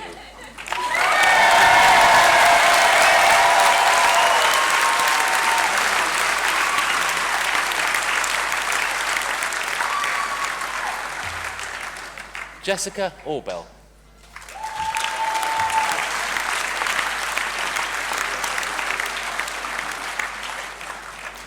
Radek Oros.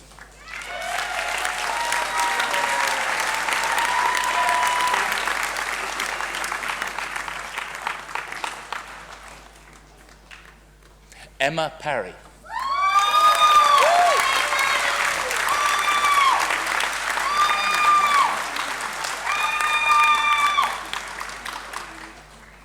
Emma Parslow.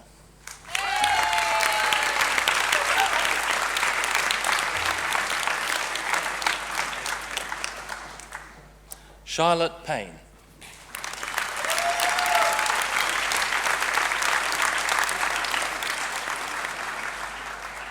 Lily Pembroke.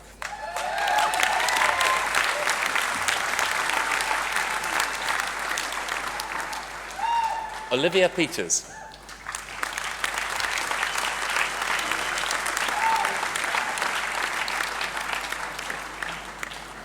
Olivia Pounds.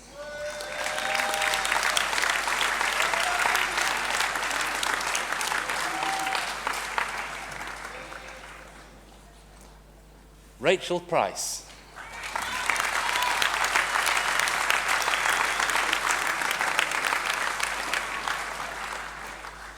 Danisha Devi Prithvi.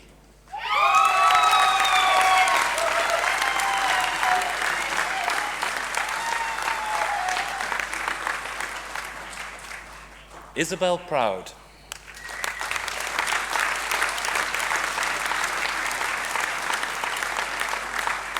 Jacob Riekentol.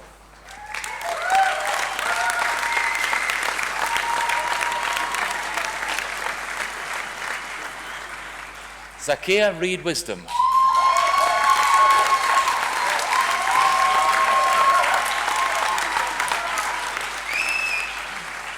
Daniel Riley.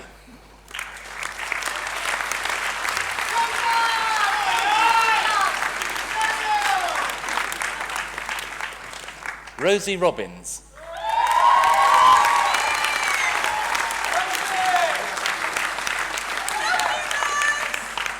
Ella Robinson.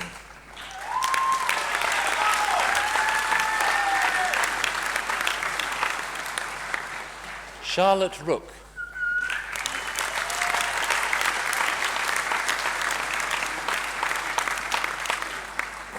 Sophie Ruse.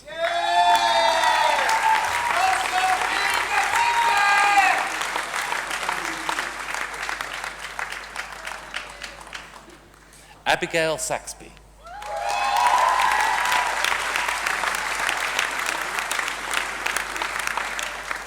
David Scott.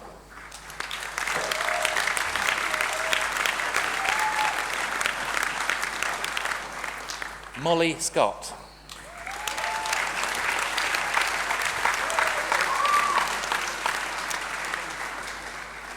Jessica Scully.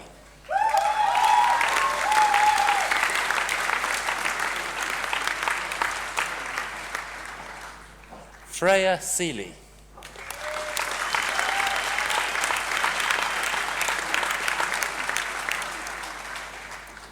Anastasia Sergieva.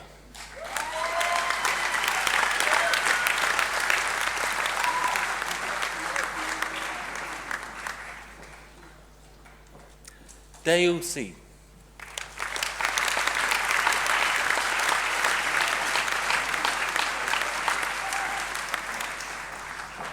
Maria Sifaki.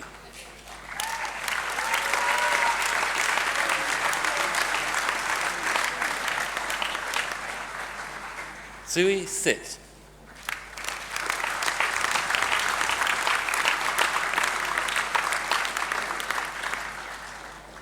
Naomi Skolnick.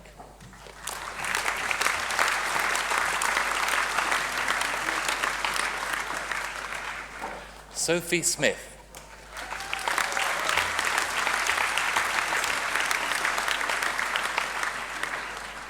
James Southard.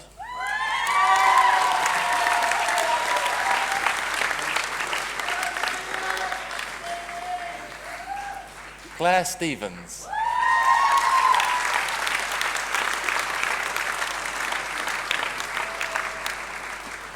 Emma Stevens.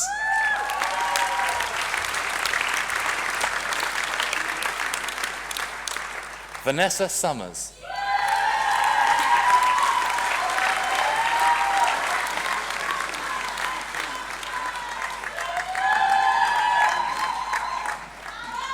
Olivia Taylor.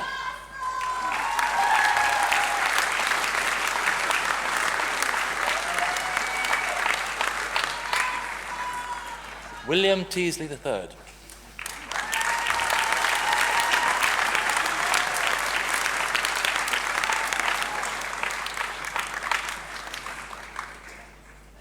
Elmita Yevyeneva.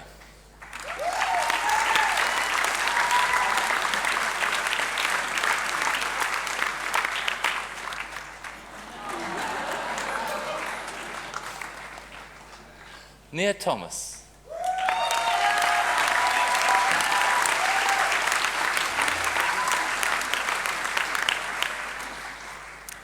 Lillian Tomlinson.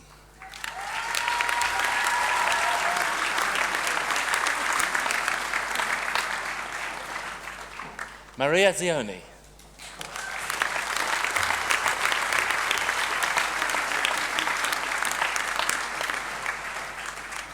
Annabelle Vale.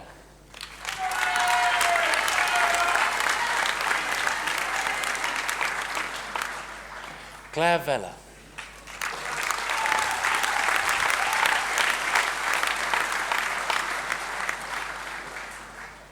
Lily Verlander.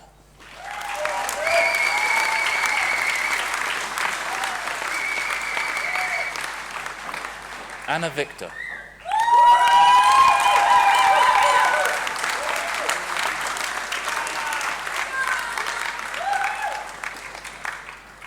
Evelyn Vogel.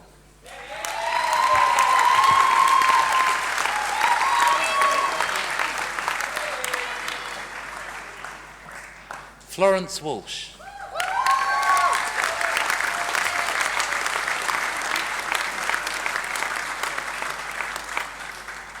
Lauren Ward.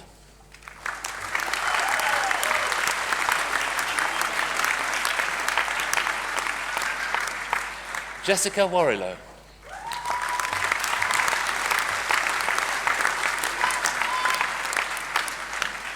Luke Wassell.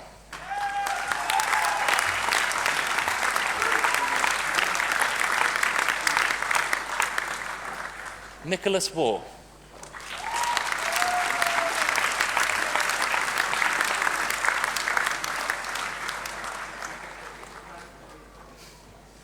Ruby Wish.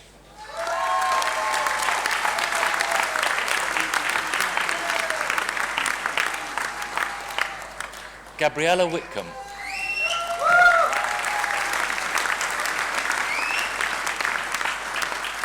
Joel Williams.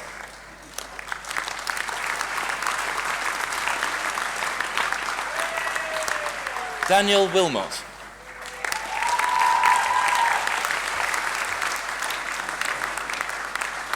Amelia Wingate.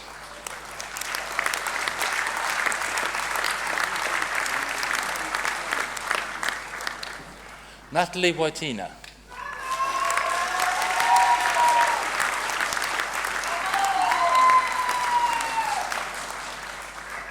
Man Wong.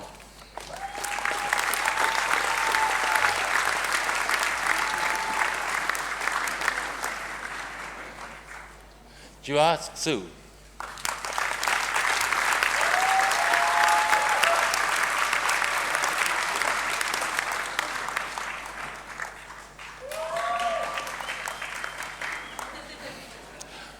For Psychology with American Studies, Max Brackenbury.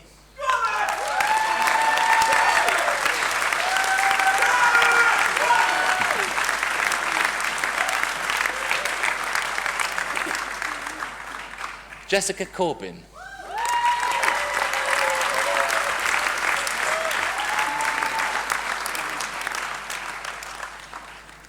Lucy Ellis.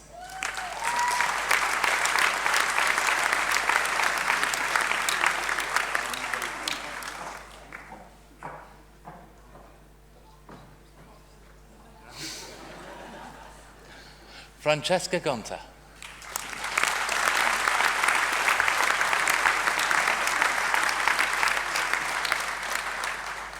Grace Morgan.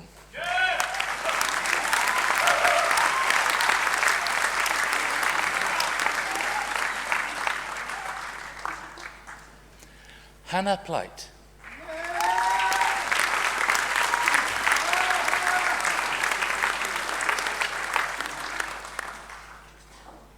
Charlie Springer.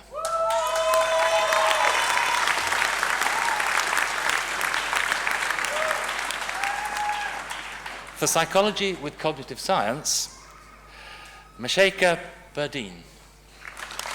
Makesha. Sorry, Makesha. Hannah Mansour.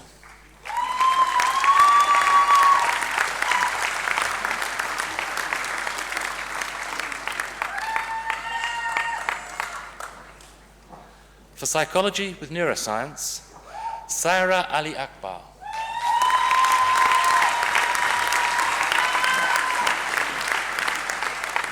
Amanda Bigold.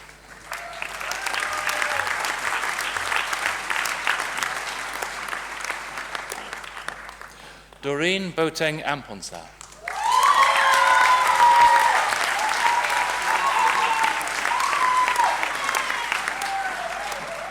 Eleanor Rose Brooks.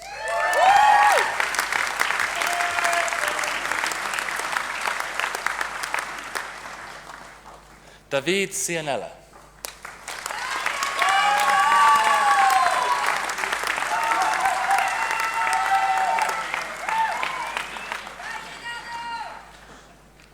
Nathan Finnis.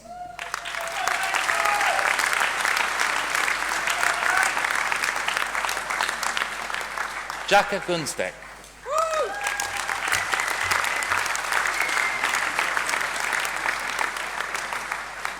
Janine Harrison.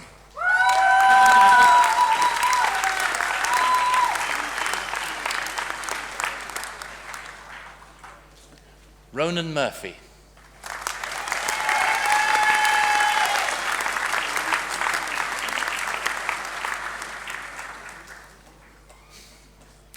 Anne-Marie Nielsen.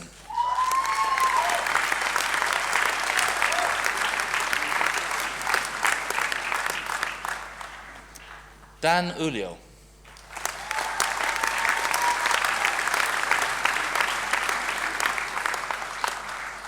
Amy Peters.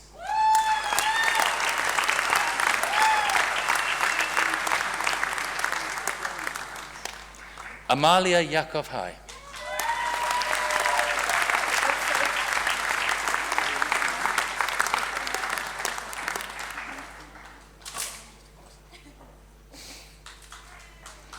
For psychology with sociology, Hannah Grillmeyer.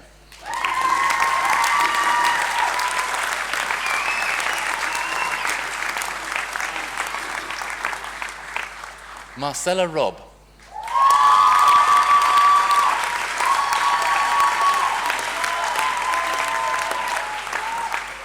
Shakira Sargent.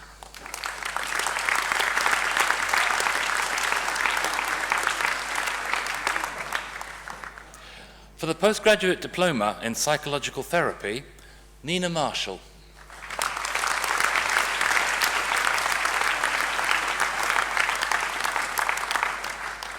Carson Peter Medhurst.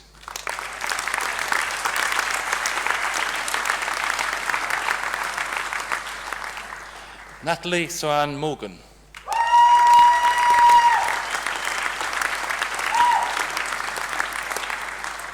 Abigail Opong Boateng.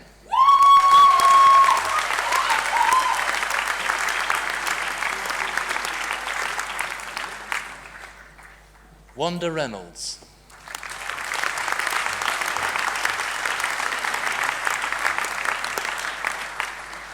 For the degree of Master of Science in Cognitive Neuroscience, Maria Kayum.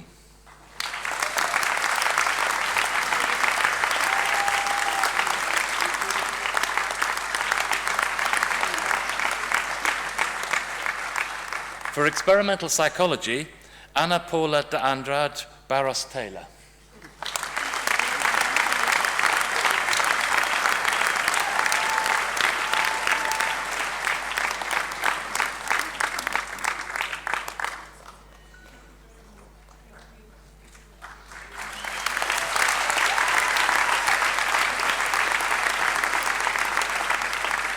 Xuan Du.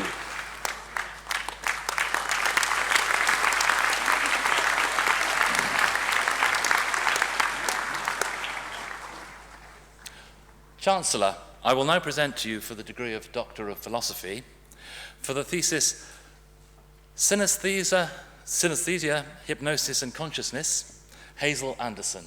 Congratulations.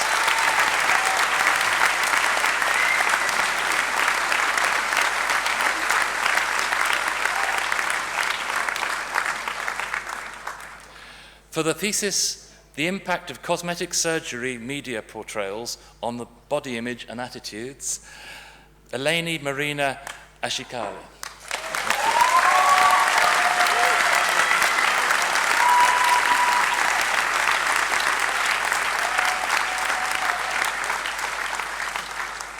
For the thesis, A Detailed Exploration of Changes in Everyday Task Performance in People with Dementia, Sarah Ballock. Thank you very much.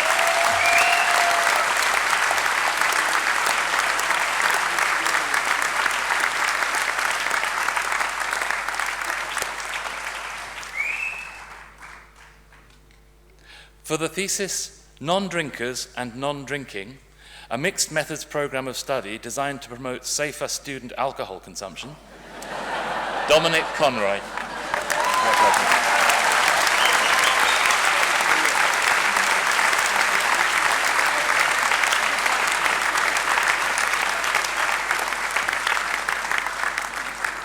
For the thesis, The Moderating Impact of Self-Esteem on Self-Affirmation Effects, Camilla During.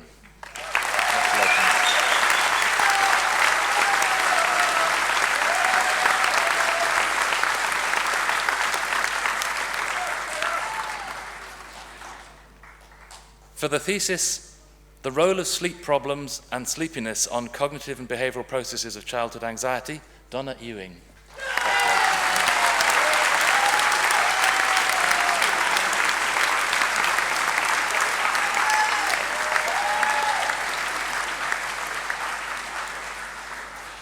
For the thesis, No Time to Waste, Applying Social Psychological Methods and Theories to Household Food Waste Reduction, Ella Graham Rowe.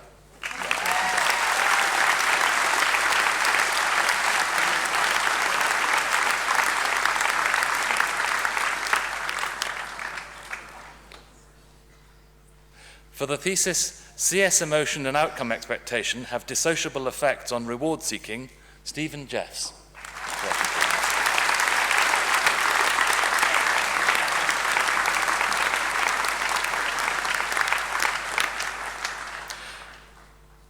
For the thesis, Optimizing Beverages for Satiety, get it third time, The Role of Sensory Characteristics, Expectations and Nutrient Content, Kerry McCrickard.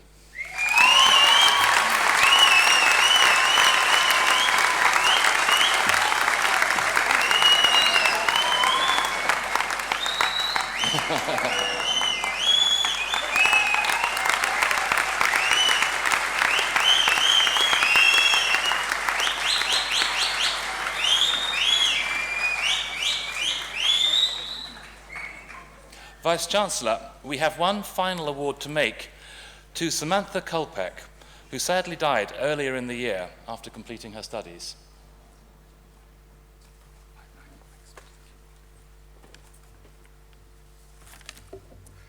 Sam had spent much of the last 8.5 years of her life at the University of Sussex, since commencing her PhD in psychology in January 2007. Sam was also employed by the university in a number of part-time roles since 2008, including support to the head of law and support to the head of the School of Education and Social Work. Sam is remembered by her cohort of fellow students as a larger-than-life character, straight-talking and with an irreverent sense of humour. The PhD was not an easy process for Sam, both personally and academically. In the photos here, you can see Sam submitting her thesis. This turned out to be more of a midway point, as she had a disastrous first viva. It was at this point that I took over her supervision and got to know her well.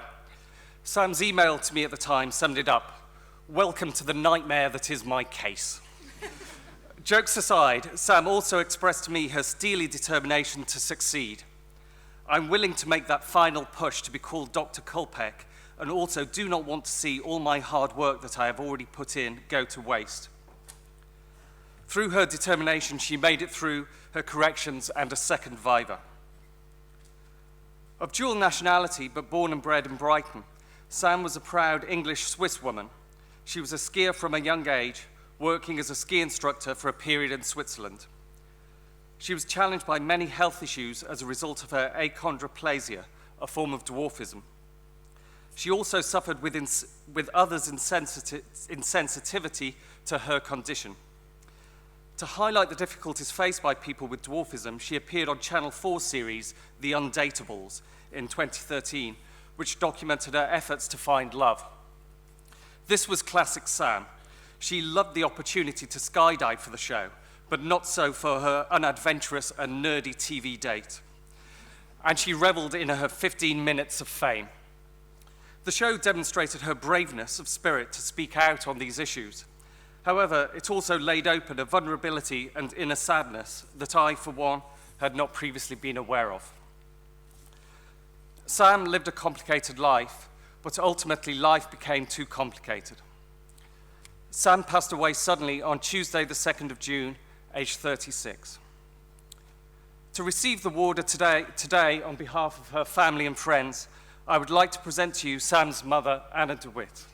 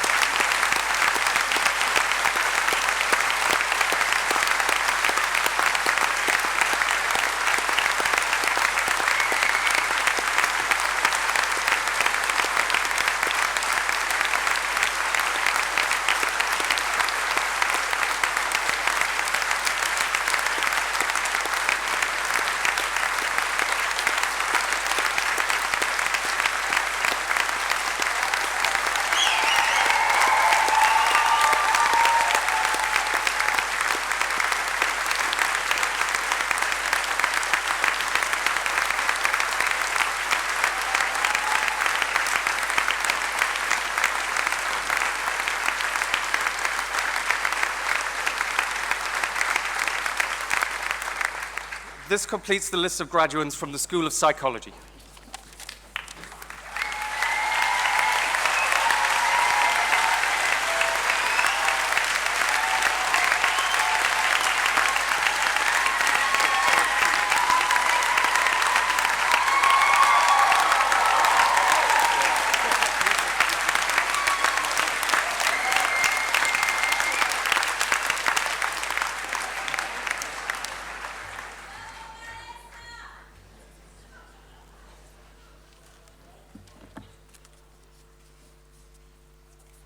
Chancellor, I present to you graduates who were unable to graduate earlier with their schools of study. For the postgraduate certificate in education for primary, Chloe Simpson.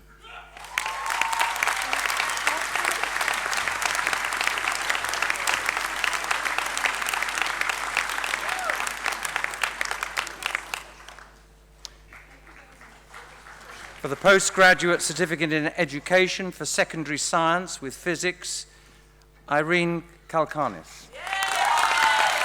Well done.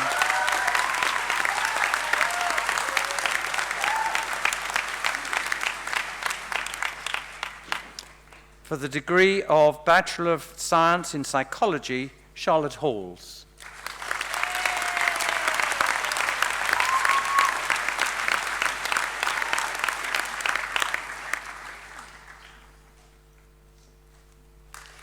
For the degree of Bachelor of Science in Psychology with American Studies, Delisha Rown. Is that right? No, it's Delisha Rown. Go back. As you can tell, I got it badly wrong. I'll do the whole thing again, okay? For the degree of Bachelor of Science in Psychology with American Studies, Delisha Rown.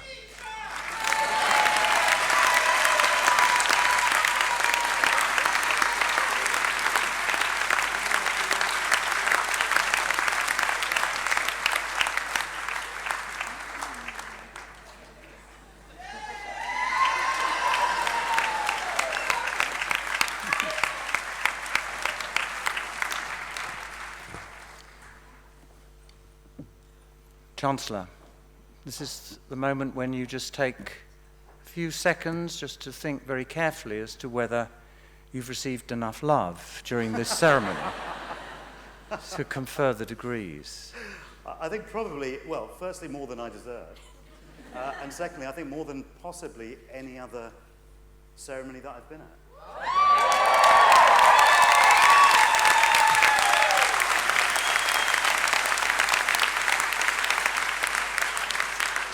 So I can take that as a yes? No, it's a no. Oh, it's a no. Chancellor, back to the script. Chancellor, you now have met all the graduates being presented to you at this ceremony, and the moment has come for the formal confer of degrees of the University of Sussex. I therefore ask you to confer their degrees on those presented to you and to the other graduates who have indicated their wish to graduate in absentia at this ceremony. I formally confer degrees on all those just mentioned by the Vice-Chancellor. Congratulations, you've done it!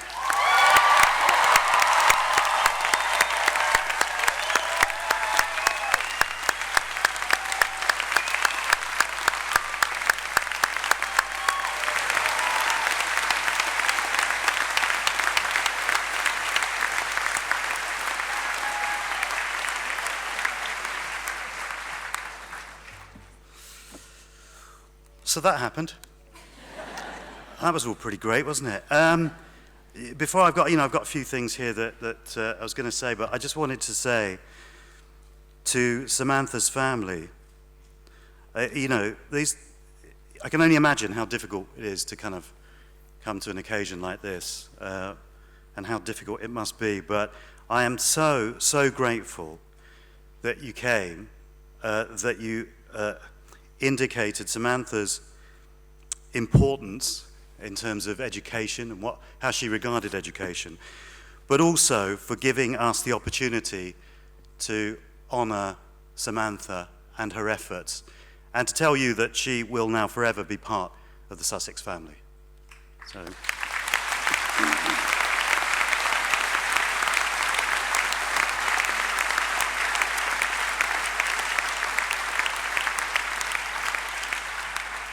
Congratulations, everybody, including our honoris causa, Jon Snow. I kind of suddenly realized that I referred to the stage as the Avengers, but obviously there's a Game of Thrones character in there as well. And it was interesting actually listening to Jon, because like so many other people, I'm a huge admirer, and we've met a couple of times before, but also I was a late starter as well. So it just proves that us oldies have got something to contribute. Eh, Jon?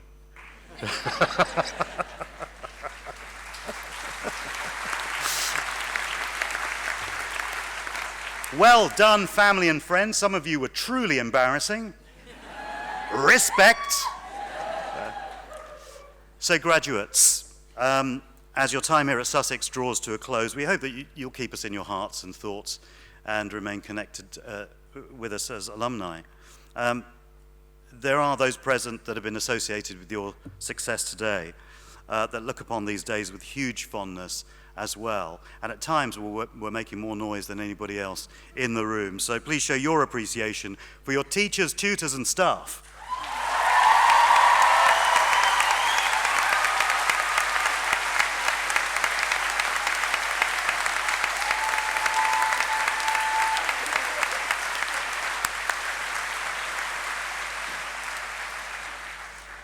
Whether your next step is gainful employment, the search for it, further academic study, or simply some time out, I wish you all the very, very best.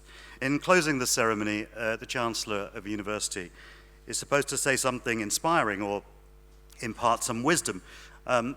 Since the word wisdom and I are only connected by the word tooth, I feel sorely underqualified to provide you with any. But I'll chuck a few observations your way, and you can do with them what you like. Some of them are mine, and the really good ones are nicked from other people. It suddenly struck me that John was talking earlier about, about traveling the world and seeing the world as global and everything. And it suddenly struck me with the news. I mean, none of us can be unaware of how much strife there seems to be at any given point, whether it's ideological or financial or whatever. But what you see are visions of divisiveness.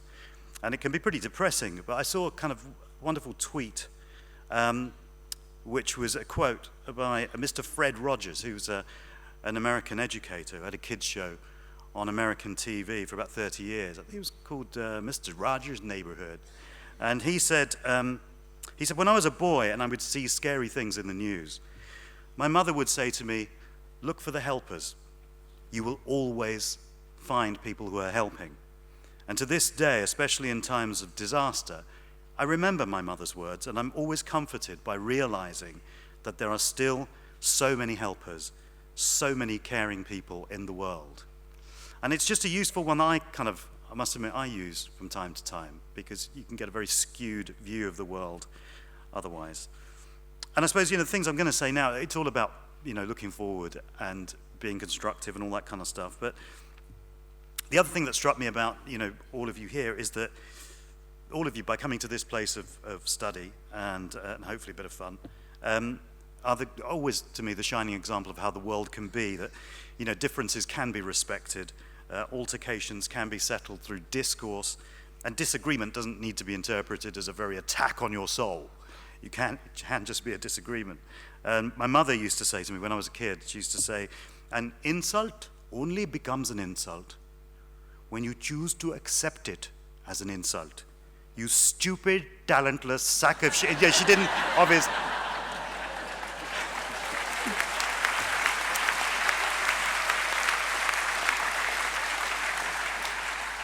Obviously, she didn't say the last bit. So your time here at Sussex, for me, is the best illustration that the human race is a race that we can only win together. There's something that sits in front of us all the time, and it's very pronounced on a day like this, which many people regard with great fear, and that's the future. You hear a lot of, think of the future. What about your future? Plan for the future. Actually, there's nothing wrong with any of that unless it leads to a fear of the future, which in turn leads to a kind of paralysis in the present. And it's a weird thing because ultimately it's the fear of the unknown. But the one thing we all agree on is the future is unpredictable. And it's unpredictable because it hasn't been written. And you get to write it. And please don't ever forget that. On any given day, however well or badly that day has gone, you get to write your future for the next day. I mean, in my own experience, we're talking about John and I being late bloomers. When I was 30, I found myself quite a bit in debt. And one of the reasons was that I'd sued my former employers at the time. I did a marketing degree, so I was working in marketing then. And I sued them for breach of contract. And it meant, because of the litigation, I couldn't get any kind of job for 2 years at all. Nothing at all. So it felt really, really bleak. And by 33, I'd changed careers and was, to my utter shock, in an award-winning TV show that was being shown around the world. And I was embarking on this most fantastical life and career since. And my point is that at 33 that happened. I couldn't have predicted that, even at 32. So the future, although unpredictable, can be great, Going back further, some of you may know this, but Sussex was my first choice. Like John was saying, he wanted to come to Sussex. So did I. It was my first choice when I was applying to universities. I didn't get in. Apparently, my grades weren't good enough. So I took my business elsewhere. That learned them. And I waited. And I waited and waited until all those who'd been responsible for me not getting in had either retired, had been deported, were in prison, or just become plain dead. And I just got back in as Chancellor. So...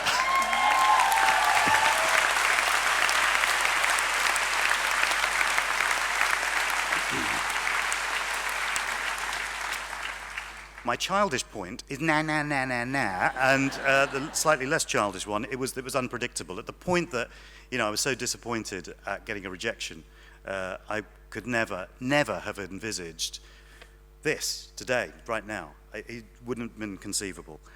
So when I look back at my 20s or even my teens, I no longer see a period of abject failure as I did then. I see an unconscious gathering of experiences that have enabled me to make better informed decisions. I look back and I see an education in life matters and relationships that has continually now highlighted the value of friendships and the importance of who you surround yourself with. I now surround myself with as many successful people as I possibly can. Don't mean money. Because money, you can have money one day and you can have money the next, and also there's plenty of people with money that I find utterly uninspiring. To me, the successful people are the ones who found a way of expressing their compassion and humanity, no matter what their personal situation is. Those, to me, are the people who are successful. Those are the people that I like to surround myself with. As Maya Angelou, the great American poet, said, people will forget what you said. People will forget what you did. People will never forget the way you made them feel. And through that, I also realized that I was never the loser I thought I was back then, or indeed, as other people told me I was back then. I was success in waiting. I just didn't know it. And through that, I hope you too never define yourself by a bad day. A bad day isn't who you are. Neither is a bad week, a bad month, a bad year. I had a bad decade once. I came out of it. Because I believe that we're always defined by what we do next. We are our decisions, and your next decision defines who you are. And we're all creative, so therefore we can create a better self, every day, hour, minute, second, because we are fundamentally creative. So never skimp on your dreams. Einstein said, logic can take you from A to B. Your imagination can take you anywhere. It reminds me, it's a really lovely little story it's one of my favorites. Actually, it's a little girl who was very young and she was drawing in class. And the teacher said, what's that you're drawing? And the little girl said, I'm drawing God. And the teacher said, well, that's really interesting because nobody knows what God looks like. And the little girl said, they will in a minute.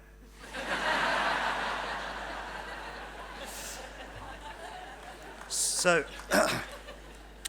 the other thing is about mistakes. Don't be afraid to make mistakes. Make mistakes, by all means, but make sure that each time you make a new one, a person who keeps making the same mistake is an idiot. And be generous about other people's mistakes. Somebody might have a solution to a really vital problem that could change your world personally or our world together, and they could be wrong about every other thing. Hear them out. Also have the courage of your convictions, which means, have the courage to allow others to test your convictions. Invite people to pull them apart and shoot holes in them so you may know your conviction better. And if someone puts forward an argument that sort of shows your principle to be incomplete, then change your principle, adapt. It's not going to be the defeat of your principle, it will be the evolution of it. And be solution-led. That's the other thing that I kind of think I've found, is I try to be at least, is finding a solution. Sometimes the solution's difficult to see, it can be really complicated, be a fog. And this is another story, this was from a film. I like the story. It's about two mice that fell into a bowl of cream and couldn't get out. And one of the mice just thought, this is impossible. It's just impossible, and gave up and drowned.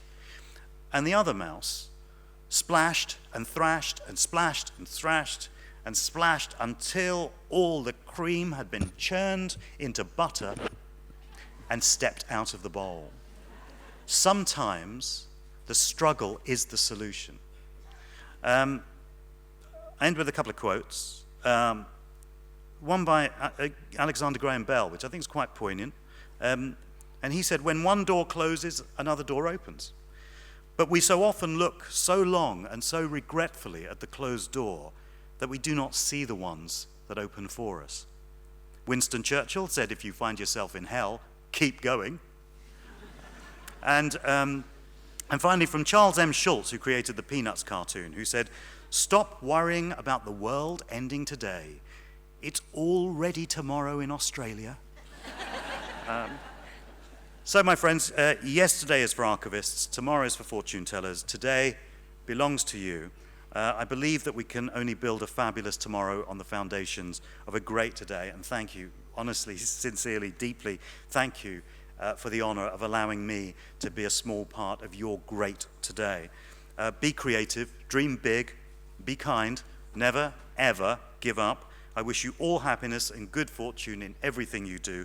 I officially declare this graduation closed.